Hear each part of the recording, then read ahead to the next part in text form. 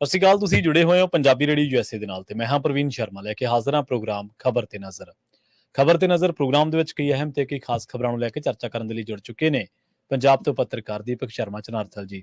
ਸ਼ਰਮਾ ਸਤਿ ਸ਼੍ਰੀ ਅਕਾਲ, ਸਵਾਗਤ ਹੈ ਜੀ ਪੰਜਾਬੀ ਰੇਡੀਓ USA ਤੇ।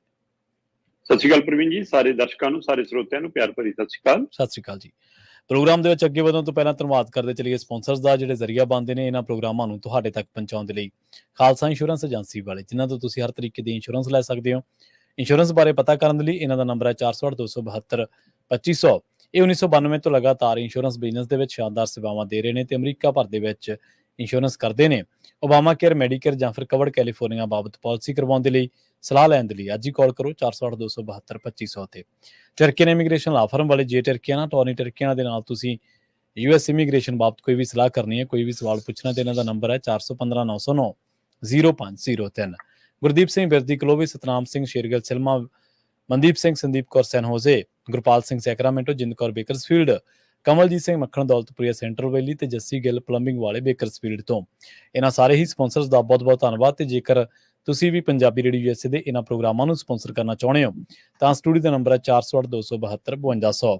ਅੱਜ ਦਾ ਖਬਰ ਤੇ ਨਜ਼ਰ ਪ੍ਰੋਗਰਾਮ ਸਾਲ 2024 ਦੀ 4 ਸਤੰਬਰ ਦਾ ਪ੍ਰੋਗਰਾਮ ਹੈ ਤੇ ਦਿਨ ਅੱਜ ਬੁੱਧਵਾਰ ਹੈ। ਸ਼ਰਮਾ ਜੀ, ਖਬਰਾਂ ਦੀ ਸ਼ੁਰੂਆਤ ਕਰੀਏ ਪੰਜਾਬ ਵਿਧਾਨ ਸਭਾ ਦੇ ਇਜਲਾਸ ਤੋਂ। ਜਿਹੜਾ ਮੌਜੂਦਾ ਇਜਲਾਸ ਹੋ ਰਿਹਾ, ਕਹਿੰਦੇ ਇਹਦੇ ਵਿੱਚ ਆਮ ਆਦਮੀ ਪਾਰਟੀ ਦੇ ਆਪਣੇ ਹੀ ਵਿਧਾਇਕਾਂ ਨੇ ਵਿਰੋਧੀ ਧਿਰ ਦੀ ਭੂਮਿਕਾ ਨਿਭਾਈ ਹੈ ਜੀ। ਪ੍ਰਵੀਨ ਜੀ, ਨਾ ਕੁਝ ਖੱਟਿਆ ਨਾ ਕੁਝ ਗਵਾਇਆ ਜੀ। 3 ਰੋਜ਼ਾ ਮਾਨਸੂਨ ਸੈਸ਼ਨ ਗੱਲਾਂ 'ਚ ਮੁਕਾਇਆ ਤੋਂ ਮੁੱਕ ਗਿਆ ਜੀ। 3 ਰੋਜ਼ਾ ਵਿਧਾਨ ਸਭਾ ਸੈਸ਼ਨ ਸੀ। 2, 3 ਤੇ 4 ਸਤੰਬਰ ਵਾਲਾ ਮਾਨਸੂਨ ਸੈਸ਼ਨ ਦੇ ਵਿੱਚ ਆਖਰੀ ਦਿਨ 4 ਬਿੱਲ, ਜਿਹਦੇ ਵਿੱਚ ਪੰਚਾਇਤ ਵਾਲਾ ਉਹ ਕੈਬਨਿਟ 'ਚ ਲਿਆਂਦਾ ਸੀਗਾ ਵੀ ਕਿ ਪਿੰਡਾਂ ਦੀਆਂ ਪੰਚਾਇਤਾਂ ਹੁਣ ਸਰਬਸੰਮਤੀ ਨਾਲ ਵੀ ਚੁਣੀਆਂ ਜਾਣ ਤਾਂ 5 ਲੱਖ ਦੇਵਾਂਗੇ ਤੇ ਜੇ ਚੋਣ ਨਿਸ਼ਾਨ ਤੇ ਨਹੀਂ ਲੜ ਸਕਣਗੀਆਂ। ਹੁਣ ਅਸੀਂ ਪਹਿਲਾਂ ਸੰਵਿਧਾਨ 'ਚ ਸੀ ਜਦੋਂ ਕਿ ਲੜਦੇ ਨਹੀਂ ਸੀ ਲੋਕ, ਪਰ ਫਿਰ ਵੀ ਕਿ ਪਾਰਟੀ ਦੇ ਚੋਣ ਨਿਸ਼ਾਨ ਤੇ ਨਹੀਂ ਲੜੀਆਂ ਜਾਣਗੀਆਂ ਜੀ। ਇਹ ਬਿੱਲ ਲਿਆਂਦਾ, ਪਾਸ ਹੋ ਗਿਆ। ਇੱਕ ਫਾਇਰ ਐਮਰਜੈਂਸੀ ਸਰਵਿਸ ਸੋਧ ਬਿੱਲ ਸੀਗਾ ਜਿਹੜਾ ਕਿ ਕੁੜੀਆਂ ਜਦੋਂ ਭਰਤੀ ਹੁੰਦੀਆਂ ਨੇ ਤਾਂ ਉਹਨਾਂ ਕੋਲੋਂ ਵੀ ਮੁੰਡਿਆਂ ਜਿੰਨਾ 60 ਕਿਲੋ ਵਜਨ ਚੁਕਾਇਆ ਜਾਂਦਾ ਹੈ ਨਾ, ਤਾਂ ਉਹਦੀ ਮਿਆਦ ਹੁਣ 40 ਕਿਲੋ ਕੀਤੀ ਹੈ, ਉਹ ਘਟਾ ਕੇ, ਤਾਂ ਕਿ ਕੁੜੀਆਂ ਦੀ ਭਰਤੀ ਇਹਦੇ ਵਿੱਚ ਸਹੀ ਰੂਪ 'ਚ ਹੋ ਸਕੇ। ਦਿੱਤੀ ਜਾਵੇ। ਚਾਰ ਬਿੱਲ ਪਾਸ ਕੀਤੇ ਤੇ ਸੈਸ਼ਨ ਮੁੱਕ ਗਿਆ। ਠੀਕ ਹੈ ਜੀ। ਪਰ ਇਸ ਵਾਰ ਸੈਸ਼ਨ ਦੀ ਸਭ ਤੋਂ ਵੱਧ ਚਰਚਾ ਜਿਸ ਐਂਗਲ ਤੋਂ ਰਹੀ ਉਹ ਰਹੀ ਕਿ ਲੰਘੇ ਦਿਨੀ ਗੋਗੀ ਹੋਰਾਂ ਨੇ ਆਪਣੀ ਹੀ ਸਰਕਾਰ ਦਾ ਲਾਇਆ ਹੋਇਆ ਨੀਂਹ ਪੱਥਰ ਤੋੜਿਆ ਸੀ, MLA ਗੋਗੀ ਨੇ। ਬਿਲਕੁਲ ਜੀ। ਤੇ ਉਹ ਕਹਿੰਦੇ ਕਿ ਗੋਗੀ ਨੇ ਨੀਂਹ ਪੱਥਰ ਕੀ ਤੋੜਿਆ, ਆਮ ਆਦਮੀ ਪਾਰਟੀ ਦੇ ਸਾਰੇ MLA ਨੇ ਚੁੱਪ ਤੋੜਤੀ। ਤੇ ਇਸ ਵਾਰ ਪੰਜਾਬ ਦੀ ਵਿਧਾਨ ਸਭਾ ਦੇ ਵਿੱਚ ਆਪਾਂ ਪਹਿਲੇ ਦਿਨ ਇਹ ਗੱਲ ਕਰ ਰਹੇ ਸੀ ਸੈਸ਼ਨ ਸ਼ੁਰੂ ਹੋਣ ਤੋਂ ਪਹਿਲਾਂ ਕਿ ਆਮ ਆਦਮੀ ਪਾਰਟੀ ਦੀ ਮਾਨ ਸਰਕਾਰ ਨੂੰ ਵਿਰੋਧੀ ਧਿਰ ਤੋਂ ਕੋਈ ਖਤਰਾ ਨਹੀਂ। ਜੀ। ਖਤਰਾ ਤਾਂ ਬਾਹਰੋਂ ਹੈ, ਪਰ ਉਹਨਾਂ ਨੂੰ ਇਹ ਨਹੀਂ ਪਤਾ ਸੀ ਕਿ ਸਾਡੇ ਪਿੱਛੇ ਬੈਠੇ ਨੇ ਜਿਹੜੇ MLA ਇਸ ਵਾਰ ਉਹ ਵੀ ਖਤਰਾ ਬਣਨਗੇ ਸਾਡੇ ਲਈ ਜੀ। ਆਮ ਆਦਮੀ ਪਾਰਟੀ ਦੇ ਆਪਣੇ MLA ਨੇ ਇਸ ਵਾਰ ਆਪਣੀ ਹੀ ਸਰਕਾਰ ਨੂੰ ਸ਼ੀਸ਼ਾ ਵੀ ਵਿਖਾਇਆ। ਠੀਕ ਹੈ। ਸਵਾਲ ਵੀ ਕੀਤੇ, ਇੱਕ ਤਰ੍ਹਾਂ ਨਾਲ ਵਿਰੋਧੀ ਧਿਰ ਦੀ ਭੂਮਿਕਾ ਵੀ ਨਿਭਾਈ। ਮਤਲਬ ਸੜਕਾਂ ਬਣਾਉਣ ਨੂੰ ਲੈ ਕੇ, ਟਰਾਂਸਪੋਰਟ ਨੀਤੀ ਨੂੰ ਲੈ ਕੇ, ਬੇਅਦਬੀ ਵਾਲੇ ਮੁੱਦਿਆਂ ਨੂੰ ਲੈ ਕੇ, ਇੱਥੋਂ ਤੱਕ ਕਿ ਇੱਕ ਜੇਈ ਦਾ ਨਾਂ ਲੈ ਕੇ ਗੱਲ ਆਈ ਕਿ ਇਹ ਜੇਈ ਤਾਂ ਆਪ ਕਹਿੰਦਾ ਕਿ ਮੈਂ ਮੁੱਖ ਮੰਤਰੀ ਤੋਂ ਵੱਧ ਤਾਕਤਵਰ ਹਾਂ, ਮੇਰੇ ਨਾਲ ਦੱਸੋ ਕੌਣ ਪੰਗਾ ਲੈ ਸਕਦਾ। ਸੋ ਇੱਥੋਂ ਤੱਕ ਗੱਲਾਂ ਹੋਈਆਂ। ਜੇ ਮੈਂ MLA ਵਾਈਜ਼ ਗੱਲ ਕਰਾਂ ਤਾਂ ਕੁਬਰ ਵਿਜੇ ਪ੍ਰਤਾਪ ਹਮੇਸ਼ਾ ਇਸ ਰੋਲ ਦੇ ਵਿੱਚ ਓਪਨਿੰਗ ਬੈਟਸਮੈਨ ਵਜੋਂ ਹੀ ਸਾਹਮਣੇ ਆਉਂਦੇ ਰਹੇ ਨੇ ਹੁਣ ਤੱਕ। ਕੁਬਰ ਵਿਜੇ ਪ੍ਰਤਾਪ ਨੇ ਅੰਮ੍ਰਿਤਸਰ ਦੇ ਹਵਾਲੇ ਨਾਲ, ਕਿਉਂਕਿ ਅੰਮ੍ਰਿਤਸਰ ਤੋਂ MLA ਨੇ, ਉਹਨਾਂ ਨੇ ਉੱਥੇ ਦੇ ਹਵਾਲੇ ਨਾਲ ਸਵਾਲ ਖੜਾ ਕੀਤਾ। ਕਹਿੰਦੇ ਜੀ ਮੈਨੂੰ ਇੰਨਾ ਜਵਾਬ ਦੇ ਦਿਓ ਕਿ ਅੰਮ੍ਰਿਤਸਰ ਦੇ ਵਿੱਚ ਸੀਵਰੇਜ ਦੀ ਜੋ ਮਾੜੀ ਹਾਲਤ ਹੈ, ਸੀਵਰੇਜ ਚੋਂ ਨਿਕਲ ਕੇ ਗੰਦਾ ਪਾਣੀ ਗਲੀਆਂ ਮੁਹੱਲਿਆਂ ਘਰਾਂ 'ਚ ਫਿਰਦਾ ਤੇ ਨਰਕ ਬਣ ਕੇ ਰਹਿ ਗਿਆ ਅੰਮ੍ਰਿਤਸਰ ਸ਼ਹਿਰ, ਤੇ ਲੋਕਾਂ ਲਈ ਬਹੁਤ ਮੁਸੀਬਤ ਹੈ। ਸਰਕਾਰ ਕੀ ਕਰ ਰਹੀ ਹੈ, ਮੈਨੂੰ ਜਵਾਬ ਦੇ ਦਿਓ। ਬਲਕਾਰ ਸਿੰਘ ਜੀ ਨੇ ਕਾਗਜ਼ ਚੱਕੇ ਤੇ ਜਵਾਬ ਦੇਣਾ ਸ਼ੁਰੂ ਕਰਤਾ ਜੀ। ਲੰਬਾ ਚੌੜਾ ਜਵਾਬ ਦਿੱਤਾ, ਸਾਡੀ ਯੋਜਨਾ ਐ ਕੰਮ ਹੋਊਗਾ, ਐ ਠੀਕ ਹੋ ਜਾਊਗਾ, ਪ੍ਰਕਿਰਿਆ ਸਾਰਾ ਕੁਛ। ਜਦੋਂ ਉਹਨਾਂ ਨੇ ਜਵਾਬ ਦੇ ਲਿਆ, ਕੁਬਰ ਵਿਜੇ ਪ੍ਰਤਾਪ ਕਹਿੰਦੇ ਬਲਕਾਰ ਸਿੰਘ ਜੀ, ਮੰਤਰੀ ਸਾਹਿਬ ਅਫਸਰਾਂ ਤੇ ਨਿਰਭਰ ਨਾ ਰਿਹਾ ਕਰੋ, ਜੋ ਤੁਹਾਨੂੰ ਕਾਗਜ਼ ਫੜਾਉਂਦੇ ਨੇ ਤੁਸੀਂ ਉਹ ਪੜ੍ਹਦੇ ਨੇ ਹੋ। 6 ਮਹੀਨੇ ਪਹਿਲਾਂ ਮੈਂ ਇਹੀ ਸਵਾਲ ਲਾਇਆ ਸੀ, ਤੁਹਾਡਾ ਇਹੀ ਜਵਾਬ ਸੀ। ਕੋਈ ਪ੍ਰੋਗਰੈਸ ਨਹੀਂ, ਕੋਈ ਉન્નਤੀ ਨਹੀਂ, ਕੋਈ ਅਮਲ ਨਹੀਂ। ਬਿਲਕੁਲ ਸਹੀ। ਜੇ ਕੰਮ ਕੀਤਾ ਹੁੰਦਾ 6 ਮਹੀਨਿਆਂ 'ਚ ਤਾਂ ਥੋੜਾ ਜਵਾਬ ਬਦਲਿਆ ਹੁੰਦਾ ਤੇ ਤੁਹਾਨੂੰ ਪਤਾ ਹੀ ਨਹੀਂਗਾ। ਸਹੀ, ਬਿਲਕੁਲ ਸਹੀ। ਇਹਦਾ ਤੁਸੀਂ ਕੰਮ ਕਰਦੇ ਨਹੀਂ। ਉਹਨਾਂ ਨੇ ਚੰਗੀ ਕਲਾਸ ਲੱਗੀ। ਉਹਨਾਂ ਨੇ ਫਿਰ ਇੱਕ ਜੇਈ ਦੇ ਹਵਾਲੇ ਨਾਲ ਵੀ ਨਗੇਂਦਰ ਦਾ ਨਾਂ ਲੈ ਕੇ ਉਹਨਾਂ ਨੇ ਕਿਹਾ ਕਿ ਜੇਈ ਹੈ ਜਿਹੜਾ ਆਪ ਕਹਿੰਦਾ ਕਿ ਮੈਂ CM ਤੋਂ ਵੱਧ ਤਾਕਤਵਰ ਹਾਂ। ਠੀਕ ਹੈ। ਤੇ ਪਰ ਸਰਕਾਰ ਨੂੰ ਕੋਈ ਜਵਾਬ ਹੀ ਨਹੀਂ ਓੜਿਆ ਫਿਰ ਉਹਦੇ ਵਿੱਚ। ਨਹੀਂ ਜੀ ਅਧਿਕਾਰੀ ਸਹੀ ਕੰਮ ਕਰ ਰਹੇ ਨੇ ਜੀ, ਸਰਕਾਰ ਦੇ ਦਿਸ਼ਾ ਨਿਰਦੇਸ਼ਾਂ ਦਾ ਚੱਲਣੇ, ਏਦਾਂ ਕਿਸੇ ਅਧਿਕਾਰੀ ਕੋਲ ਤਾਕਤ ਨਹੀਂ ਜੋ ਜਵਾਬ ਕੱਲ ਮਾਰਨੇ ਹੁੰਦੇ ਉਹ ਮਾਰੇ। ਇਸ ਤੋਂ ਬਾਅਦ ਤਲਵੰਡੀ ਸਾਬੋ ਤੋਂ ਵਿਧਾਇਕ ਪ੍ਰੋਫੈਸਰ ਬਲਜਿੰਦਰ ਕੌਰ ਜੀ, ਉਹ ਕਹਿੰਦੀ ਜੀ ਮੇਰੇ ਹਲਕੇ ਦੇ ਵਿੱਚ ਇੱਕ ਰਿਫਾਈਨਰੀ ਲੱਗ ਗਈ। ਠੀਕ ਹੈ ਜੀ। ਕਹਿੰਦੀ ਰਿਫਾਈਨਰੀ ਕੀ ਲੱਗੀ, ਮੁਸੀਬਤ ਲੱਗੀ ਸਾਡੇ ਤਾਂ ਜੀ। ਉਹ ਅੱਛਾ। ਕਹਿੰਦੀ ਹਵਾ ਪਾਣੀ ਇਹਨਾਂ ਸਾਰਾ ਕੁਝ ਦੂਸ਼ਿਤ ਕਰਤਾ ਕਹਿੰਦੀ ਉਹਨੇ, ਤੇ ਅਸੀਂ ਪਿੱਟ ਪਿੱਟ ਮਰ ਗਏ, ਕੋਈ ਹੱਲ ਹੀ ਨਹੀਂ ਗਾ ਕਹਿੰਦੀ। ਕਹਿੰਦੀ ਫਿਰ ਉਹਨਾਂ ਨੇ ਇੱਕ ਟਰਾਂਸਪੋਰਟ ਮਾਫੀਆ ਬੜੀ ਧਿਰ ਨਾਲ ਸਾਂਝ ਪਾ ਲਈ ਆ। ਟਰਾਂਸਪੋਰਟ ਮਾਫੀਆ ਦਾ ਕਬਜ਼ਾ, ਉੱਥੇ ਕਿਸੇ ਛੋਟੇ 3 ਵੀਲਰ ਟੈਂਪੂ ਰੇਹੜੀ ਵਾਲੇ ਨੂੰ ਕੰਮ ਹੀ ਨਹੀਂ ਕਰਨ ਦਿੰਦੇ, ਉਹਨਾਂ ਦਾ ਹੀ ਕੰਮ ਚੱਲਦਾ। ਤੇ ਕਹਿੰਦੀ ਜੀ ਰੋਕਣ ਚੱਲ ਜਾਓ, ਫਿਰ ਰੌਲਾ ਪਾਉਂਦੇ ਜੀ ਗੁੰਡਾ ਟੈਕਸ ਵਸੂਲਣ ਆਇਆ ਕਹਿੰਦੀ। ਫਿਰ ਇਹ ਕਹਿੰਦੇ ਸੋ ਉਹਨੇ ਸਿੱਧਾ ਆਪਣੀ ਸਰਕਾਰ ਤੇ ਸਵਾਲ ਖੜਾ ਕੀਤਾ ਕਿ ਆਹ ਕੁਝ ਚੱਲ ਰਿਹਾ ਜੀ। ਇਸ ਤੋਂ ਗਾਂਹ ਜੋ ਡੇਰਾਬੱਸੀ ਤੋਂ MLA ਨੇ ਜੀ ਕੁਲਜੀਤ ਸਿੰਘ ਰੰਧਾਵਾ ਹੋਰ ਹੀ ਕਹਿੰਦੇ ਵੀ ਕਿ ਪੰਜਾਬ ਦੇ ਸਾਰੇ ਵਿਧਾਨ ਸਭਾ ਹਲਕਿਆਂ ਚੋਂ ਜੇ ਸੜਕਾਂ ਦੀ ਸਭ ਤੋਂ ਮਾੜੀ ਹਾਲਤ ਆ ਤਾਂ ਮੇਰੇ ਹਲਕੇ 'ਚ। ਵੈਸੇ ਪੂਰੇ ਪੰਜਾਬ 'ਚ ਕਿਤੇ ਸੜਕਾਂ ਨਹੀਂ ਬਣ ਰਹੀਆਂ, ਪਿੰਡੂ ਸੜਕਾਂ ਤਾਂ ਬਿਲਕੁਲ ਨਹੀਂ ਬਣ ਰਹੀਆਂ ਹੈ ਨਾ। RDF ਨੂੰ ਲੈ ਕੇ ਵੀ ਸਵਾਲ ਉੱਠ ਰਹੇ ਨੇ। ਉਹਦਾ ਜਵਾਬ ਫਿਰ ਮੰਤਰੀ ਸਾਹਿਬ ਇਹ ਦਿੰਦੇ ਨੇ ਬਸ ਪਿੰਡ ਵਿਕਾਸ ਫੰਡ ਆ ਜਾਣਾ ਤੇ ਆਪਾਂ ਸੜਕਾਂ ਸਾਰੀਆਂ ਠੀਕ ਕਰ ਦੇਣੀਆਂ। ਉਹਨੂੰ ਪੁੱਛਣਾ ਹੋਵੇ ਕਿ ਭਾਈ ਗਾਂ ਨੂੰ ਰੋਕਤਾ, ਪਿਛਲੀ 4 ਵਾਰ ਦਾ ਫਸਿਆ ਪਿਆ, ਤੋਂ ਲਿਆ ਤਾਂ ਹੁੰਦਾ ਨਹੀਂ। ਤੇ ਪ੍ਰਤਾਪ ਬਾਜਵਾ ਕਹਿੰਦਾ ਕਿ ਐਂ ਘਰੇ ਬੈਠ ਕੇ ਥੋੜਾ ਕਹਿ ਕੇ ਮਿਲਣਾ, ਉਹ ਨੀਤੀ ਆਯੋਗ ਦੀ ਬੈਠਕ ਹੁੰਦੀ ਹੈ, ਉਹ 'ਚ ਜਾਣਾ ਪੈਂਦਾ, ਮੁੱਦਾ ਚੁੱਕਣਾ ਪੈਂਦਾ, ਜਾਂਦੇ ਹੀ ਨਹੀਂ ਸਾਡੇ ਮੁੱਖ ਮੰਤਰੀ ਸਾਹਿਬ ਤੋਂ ਕਹਿੰਦੇ। ਸੋ ਇਸ ਕੁਲਜੀਤ ਰੰਧਾਵਾ ਨੇ ਸਵਾਲ ਖੜਾ ਕੀਤਾ ਕਿ ਪਿਛਲੇ 3 ਸਾਲਾਂ ਤੋਂ, ਪੌਣੇ 3 ਸਾਲਾਂ ਤੋਂ ਮੇਰੇ ਇਲਾਕੇ 'ਚ ਕਿਸੇ ਸੜਕ ਤੇ ਇੱਕ ਪੈਚ ਵੀ ਨਹੀਂ ਲੱਗਿਆ। ਤੇ ਖੰਭੇ ਕਹਿੰਦੇ ਇਹੋ ਜਿਹੀਆਂ ਥਾਵਾਂ ਤੇ ਲਾਤੇ ਕਿ ਲੋਕ ਔਖੇ ਨੇ, ਸਿਸਟਮ ਦੁਖੀ ਆ, ਬਾਜ਼ਾਰਾਂ ਦੇ ਵਿੱਚ ਵੀ ਘਰਾਂ 'ਚ ਵੀ, ਤੇ ਬਿਜਲੀ ਦੇ ਖੰਭੇ ਨਹੀਂ ਪਟਾ ਹੋ ਰਹੇ ਮੇਰੇ ਤੋਂ, ਕਹਿੰਦਾ ਉਹ ਨਹੀਂ ਪਰੇ ਕਰਵਾ ਸਕਦਾ ਮੈਂ। ਤੇ ਉਹਨੇ ਸਿੱਧਾ ਕਿਹਾ ਕਿ ਮਾਨ ਸਾਹਿਬ ਕੁਝ ਗੌਰ ਕਰੋ, ਹੁਣ ਤਾਂ ਲੋਕ ਮੈਨੂੰ ਗਾਲਾਂ ਕੱਢਣ ਲੱਗ ਗਏ। ਇਹ ਇਕੱਲੇ ਫਿਰ ਡੇਰਾਬੱਸੀ ਹਲਕੇ ਦੀ ਸਥਿਤੀ ਨਹੀਂ ਹੈ, ਇਹ ਪੂਰੇ ਪੰਜਾਬ ਦਾ ਦਰਦ ਹੈ ਕਿ ਪਿੰਡਾਂ ਦੀ ਹਾਲਤ, ਜੋ ਸੜਕਾਂ ਦੀ ਹਾਲਤ, ਜੋ ਗਲੀਆਂ ਨਾਲੀਆਂ ਦੀ ਹਾਲਤ ਹੈ ਉਹ ਬੱਤਰ ਹੁੰਦੀ ਜਾ ਰਹੀ ਹੈ। ਤੇ ਅਜੇ ਤੱਕ ਅਸੀਂ ਗਲੀਆਂ ਨਾਲੀਆਂ ਸਿਸਟਮ ਚੋਂ ਨਿਕਲ ਨਹੀਂ ਸਕੇ। ਬਿਲਕੁਲ ਸਹੀ, ਉਹਨੂੰ ਦਰੁਸਤ ਨਹੀਂ ਕਰ ਪਾ ਰਹੇ ਮਤਲਬ ਹੈ ਨਾ। ਤੇ ਇਸੇ ਤਰ੍ਹਾਂ ਫਿਰ ਗੁਰਲਾਲ ਘਨੌਰ ਆ ਜਿਹੜਾ ਪਹਿਲਵਾਨ ਆ, ਉਹਨੇ ਫਿਰ ਧੋਬੀ ਪਟਕਾ ਦਿੱਤਾ ਆਪਣੀ ਸਰਕਾਰ। ਉਹ ਕਹਿੰਦਾ ਜਨਾਬ ਮੈਨੂੰ ਮਾੜਾ ਜਿਹਾ ਦੱਸ ਦਿਓ ਕਿ 374 ਕਰੋੜ ਦੇ ਘਪਲੇ ਵਾਲੇ ਪੈਸੇ ਦੀ ਵਸੂਲੀ ਕਰਨੀ ਸੀ, ਉਹ ਕਿੰਨਾ ਪੈਸਾ ਵਸੂਲ ਲਿਆ? ਉਹ ਪ੍ਰਕਿਰਿਆ ਚੱਲ ਰਹੀ ਹੈ ਜੀ, ਮੰਤਰੀ ਸਾਹਿਬ ਕਹਿੰਦੇ। ਉਹ ਸੀ ਜੀ ਵਿੱਤ ਵਿਭਾਗ ਹੀ ਦੇਖ ਰਿਹਾ ਜੀ, ਇਹਨਾਂ ਕੋਲ ਹੈ ਜੀ, ਬਸ ਹੋਣ ਲੱਗ ਗਈ ਵਸੂਲੀ, ਸ਼ੁਰੂ ਹੋ ਗਈ। ਉਹ ਕਹਿੰਦਾ ਜੀ ਹੁਣ ਤੱਕ ਕਿੰਨਾ ਵਸੂਲਿਆ? 1 ਰੁਪਈਆ, 2 ਰੁਪਈਏ, 10 ਰੁਪਈਏ, ਮੈਨੂੰ ਦੱਸ ਤਾਂ ਦਿਓ। ਤੇ ਜੇ ਕੁਛ ਕੀਤਾ ਹੋਵੇ ਤਾਂ ਉਹਦਾ ਜਵਾਬ ਹੋਵੇ। ਫਿਰ ਸਪੀਕਰ ਸਾਹਿਬ ਨੂੰ ਮੋਰਚਾ ਸੰਭਾਲਣਾ ਪੈ ਜਾਂਦਾ। ਸਪੀਕਰ ਸਾਹਿਬ ਕਹਿੰਦੇ ਕੋਈ ਗੱਲ ਨਹੀਂ ਜੀ MLA ਸਾਹਿਬ, ਤੁਹਾਨੂੰ ਲਿਖਤੀ ਸੂਚਨਾ ਆ ਜਾਊਗੀ, ਤੁਹਾਨੂੰ ਮਿਲ ਜੂਗੀ ਸੂਚਨਾ, ਤੁਹਾਨੂੰ ਪਹੁੰਚ ਕਰ ਦਿੱਤੀ ਜਾਊਗੀ। ਸਦਨ ਦੇ ਰਿਕਾਰਡ 'ਚ ਤਾਂ ਨਹੀਂ ਹੋਣੀ, ਬਸ ਗੱਲ ਤਾਂ ਹੀ ਆ ਨਾ, ਰਿਕਾਰਡ 'ਚ ਤਾਂ ਲਿਆਣ ਨਹੀਂ ਸਕਦੇ। ਹਾਂਜੀ। ਫਿਰ ਦਿਨੇਸ਼ ਚੱਡੇ ਨੇ ਵੀ ਭੂਮਿਕਾ ਸੰਭਾਲੀ, ਉਹਨੇ ਵੀ ਮੋਰਚਾ ਸੰਭਾਲਿਆ ਕਿ ਜਨਾਬ ਹੈ ਨਾ, ਜਿਹੜਾ ਮਤਲਬ ਕਿ ਮਾਮਲੇ ਨੇ ਸੱਭਿਆਚਾਰਕ ਵਾਲੇ ਮਾਮਲਿਆਂ ਤੇ, ਉਸ ਮਾਮਲਿਆਂ ਤੇ ਉਹਨਾਂ ਨੇ ਸਵਾਲ ਖੜਾ ਕੀਤਾ। ਅਨਮੋਲ ਗਗਨ ਮਾਨ ਦੀ ਜ਼ਿੰਮੇਵਾਰੀ ਉਹਨੇ ਵਿੱਤ ਮੰਤਰੀ ਤੇ ਪਾਤੀ। ਸੋ ਇਹ ਸਾਰੀ ਪ੍ਰਕਿਰਿਆ ਤੇ ਇਸ ਵਾਰ ਬਹੁ ਗਿਣਤੀ ਆਮ ਆਦਮੀ ਪਾਰਟੀ ਦੇ MLA ਨੇ ਆਪਣੀ ਚੁੱਪ ਵੀ ਤੋੜੀ ਆ ਤੇ ਸੁੱਚੇ ਮੂੰਹ ਨਹੀਂ ਮੁੜੇ, ਤੇ ਉਹਨਾਂ ਨੇ ਘੱਟੋ ਘੱਟ ਮਤਲਬ ਕਿ ਐਕਟੀ ਸਵਾਲ ਖੜੇ ਕੀਤੇ ਨੇ। ਤੇ ਇੰਜ ਲੱਗਿਆ ਜਿਵੇਂ ਆਮ ਆਦਮੀ ਪਾਰਟੀ ਦੇ MLA ਹੀ ਵਿਰੋਧੀ ਧਿਰ ਨੂੰ ਔਰ ਸਾਰਥਕ ਰੋਲ ਨਿਭਾਇਆ। ਅਸਲ 'ਚ ਪ੍ਰਵੀਨ ਜੀ ਇਹ ਵੀ ਹੈ ਕਿ ਹੁਣ MC ਦੀਆਂ ਚੋਣਾਂ ਆਉਣੀਆਂ, ਨਗਰ ਨਿਗਮ ਨਗਰ ਕੌਂਸਲ ਦੀਆਂ ਚੋਣਾਂ ਆਉਣੀਆਂ, ਪੰਚਾਇਤੀ ਚੋਣਾਂ ਆਉਣੀਆਂ, MLA ਨੂੰ ਪਿੰਡਾਂ 'ਚ ਜਾਣਾ ਪੈਣਾ। ਜੀ ਬਿਲਕੁਲ। ਇਸ ਲਈ ਇਹਨਾਂ ਨੂੰ ਲੱਗਦਾ ਕਿ ਕੰਮ ਤਾਂ ਕੁਝ ਨਹੀਂ ਹੋ ਰਹੇ, ਐ ਬੋਲ ਕੇ ਸ਼ਾਇਦ ਪਿੰਡਾਂ 'ਚ ਬਣਨ ਜੋਗੇ ਹੋ ਜੀ, ਇਸ ਲਈ ਉਹ ਆਪਣਾ ਰਾਹ ਪੱਧਰਾ ਕਰ ਰਿਹਾ ਮੈਨੂੰ ਲੱਗਦਾ। ਤੁਸੀਂ ਨਾ ਕੁੰਵਰ ਵਿਜੇ ਪ੍ਰਤਾਪ ਸਿੰਘ ਦੀ ਗੱਲ ਕੀਤੀ, ਆਪਾਂ ਉਹਨਾਂ ਦੇ ਉੱਤੇ ਵੀ ਜਾਵਾਂਗੇ, ਉਹਨਾਂ ਬਾਰੇ ਵੀ ਇੱਕ ਗੱਲ ਦੇ ਉੱਤੇ ਚਰਚਾ ਕਰਾਂਗੇ ਆਪਾਂ, ਬੇਅਦਬੀ ਤੇ MSP ਨੂੰ ਲੈ ਕੇ। ਪਰ ਜਿਹੜਾ ਪ੍ਰਚਲਨ ਹੈ, ਇਹ ਚੰਗੀ ਗੱਲ ਹੈ ਕਿ ਚਲੋ ਸਰਕਾਰ ਦੇ ਉੱਤੇ ਸਵਾਲ ਖੜੇ ਹੋਏ ਨੇ ਆਪਣੇ ਵਿਧਾਇਕਾਂ ਨੇ। ਹੋਰ ਕੰਮ ਕੀ ਹੈ ਵਿਧਾਇਕਾਂ ਦਾ? ਕੰਮ ਇਹੀ ਹੈ ਨਾ, ਚਾਹੇ ਕੋਈ ਆਪਣੇ ਹਲਕੇ ਦੇ ਵਿਕਾਸ ਦੀ ਗੱਲ ਕਰਦਾ, ਚਾਹੇ ਕੋਈ ਸਰਕਾਰ ਤੋਂ ਸਮੁੱਚਤਾ ਦੇ ਵਿੱਚ ਕੋਈ ਸਵਾਲ ਪੁੱਛਦਾ, ਕਿਸੇ ਡਿਪਾਰਟਮੈਂਟ ਤਾਂ ਸਾਰੇ ਜ਼ਿਲ੍ਹਿਆਂ 'ਚ ਹੀ ਕੰਮ ਕਰਦਾ ਨਾ, ਉਹ ਕਦੇ ਅੰਮ੍ਰਿਤਸਰ ਦੇ ਵਿੱਚ ਹੈ ਨਹੀਂ ਜਾਂ ਇਕੱਲੇ ਫਰੀਦਕੋਟ ਦੇ ਵਿੱਚ ਤਾਂ ਹੈ ਨਹੀਂਗਾ।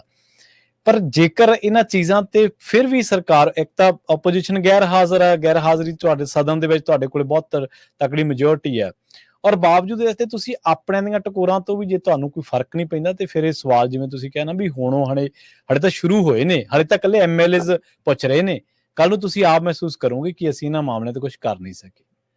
ਜੀ ਬਿਲਕੁਲ, ਜਦੋਂ ਲੋਕਾਂ ਨੇ ਪੁੱਛਣਾ, ਫਿਰ ਪਿੰਡਾਂ 'ਚ ਵੜਨੇ, ਬੈਨ ਹੋਣੇ, ਫਿਰ ਪਤਾ ਲੱਗਣਾ।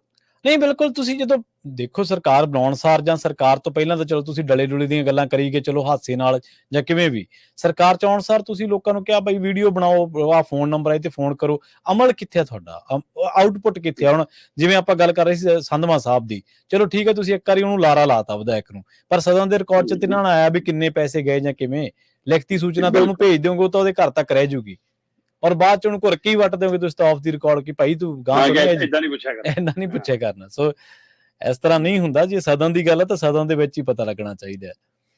ਕੁੰਵਰ ਵਿਜੇ ਪ੍ਰਤਾਪ ਨੇ ਸਵਾਲ ਬੜਾ ਕਸੂਤਾ ਕੀਤਾ, ਇੱਕ ਤੇ ਬੜਾ ਵਾਜਬ ਕੀਤਾ, ਔਰ ਬੜਾ ਇਸ ਟਾਈਮ ਜੇ ਆਪਾਂ ਕਹਿ ਲਈਏ ਕਿ ਬੜਾ ਉਸ ਸਵਾਲ ਦੇ ਉੱਤੇ ਚਰਚਾ ਪੰਜਾਬ ਦੇ ਵਿੱਚ ਹੀ ਹੋ ਰਹੀ ਹੈ ਸਾਰੇ ਦੇ ਉੱਤੇ, ਤੇ ਬੜਾ ਪੁਰਾਣਾ ਸਵਾਲ ਆ, ਉਹ ਨਵਾਂ ਨਹੀਂ ਹੈ। ਪਹਿਲਾ ਸਵਾਲ ਤਾਂ MSP ਦਾ, ਉਹ ਕਹਿੰਦੇ ਕਿ ਨਾ ਤਾਂ MSP ਦੇ ਉੱਤੇ ਤੇ ਨਾ ਬੇਅਦਬੀਆਂ ਦੇ ਉੱਤੇ, ਇਹ ਜਿਹੜੇ ਸਪੀਕਰ ਸਾਹਿਬ ਨੇ ਤਾਂ ਖੁਦ ਕਹਿ ਕੇ ਆਏ ਸੀਗੇ ਕਿ ਇਸ ਤਾਂ ਇੰਨੇ ਦਿਨਾਂ 'ਚ ਇਨਸਾਫ ਲੈ ਦਿਆਂਗੇ, ਇਹਨਾਂ ਦਾ ਹਲਕਾ ਪੈਂਦਾ। ਉਹਨਾਂ ਨੇ ਸਵਾਲ ਕੀਤਾ ਕਿ MSP ਤੇ ਬੇਅਦਬੀ ਦਾ ਇਨਸਾਫ ਕਿੱਥੇ ਆ, ਦੱਸ ਤਾਂ ਦਿਓ। ਦੇਖੋ ਕੁੰਵਰ ਵਿਜੇ ਪ੍ਰਤਾਪਪੁਰਾ ਨੂੰ ਆਮ ਆਦਮੀ ਪਾਰਟੀ ਲਿਆਈ ਉਹ ਇਸੇ ਆਧਾਰ ਤੇ ਸੀ ਨਾ ਕਿ ਅਸੀਂ ਇਹਨਾਂ ਦੀਆਂ ਸੇਵਾਵਾਂ ਲਵਾਂਗੇ ਬੇਅਦਬੀ ਵਾਲੇ ਮਾਮਲੇ 'ਚ ਇਨਸਾਫ ਦਿਵਾਉਣ ਲਈ। ਬਿਲਕੁਲ ਜੀ ਬਿਲਕੁਲ। ਮੈਂ ਤੇ ਬੇਅਦਬੀ ਵਾਲੇ ਮਸਲੇ ਤੇ ਕਈ ਵਾਰ ਅਫਸੋਸ ਵੀ ਹੁੰਦਾ ਹੈ ਪ੍ਰਵੀਨ ਜੀ ਕਿ ਜਿਹੜਾ ਰੋਲ ਵਿਰੋਧੀ ਧਿਰ ਨੂੰ ਤੇ ਸੱਤਾ ਧਿਰ ਦੇ ਹੋਰ MLA ਮੰਤਰੀਆਂ ਸੰਤਰੀਆਂ ਨੂੰ ਨਿਭਾਉਣਾ ਚਾਹੀਦਾ ਸੀ, ਉਹ ਇਕੱਲੇ ਕੁੰਵਰ ਵਿਜੇ ਪ੍ਰਤਾਪ ਨਿਭਾਉਂਦੇ ਨਜ਼ਰ ਆਉਂਦੇ ਨੇ। ਬੇਸ਼ੱਕ ਕੁਝ ਨਾਲ ਬਾਅਦ ਚੋਂ ਸਾਥ ਲੱਗ ਦਿੰਦੇ ਨੇ, ਜਾਂਦੇ ਪਰ ਨੇ, ਖੁੱਲ ਕੇ ਜੇਕਰ ਕੋਈ ਸਾਹਮਣੇ ਲੜ ਰਿਹਾ ਫਰੰਟ ਤੇ, ਕੁੰਵਰ ਵਿਜੇ ਪ੍ਰਤਾਪ ਇਸ ਮਸਲੇ ਤੇ ਬੋਲਦੇ ਨਜ਼ਰ ਆਉਂਦੇ ਆ। ਕਈ ਉਹਨਾਂ ਦੀ ਇਸ ਮੰਚਾਂ ਤੇ ਸਵਾਲ ਖੜੇ ਕਰਦੇ ਨੇ ਕਿ ਉਹਨਾਂ ਦੀ ਪੀੜ ਕਹਿੰਦੇ ਜੀ ਪੰਜਾਬ ਨਹੀਂ ਹੈ, ਉਹਨਾਂ ਦੀ ਪੀੜ ਅੰਮ੍ਰਿਤਸਰ ਨਹੀਂ ਹੈ, ਉਹਨਾਂ ਦੀ ਪੀੜ ਬੇਅਦਬੀ ਨਹੀਂ, ਉਹਨਾਂ ਦੀ ਪੀੜ ਤਾਂ ਜੀ ਮੰਤਰੀ ਹੈ।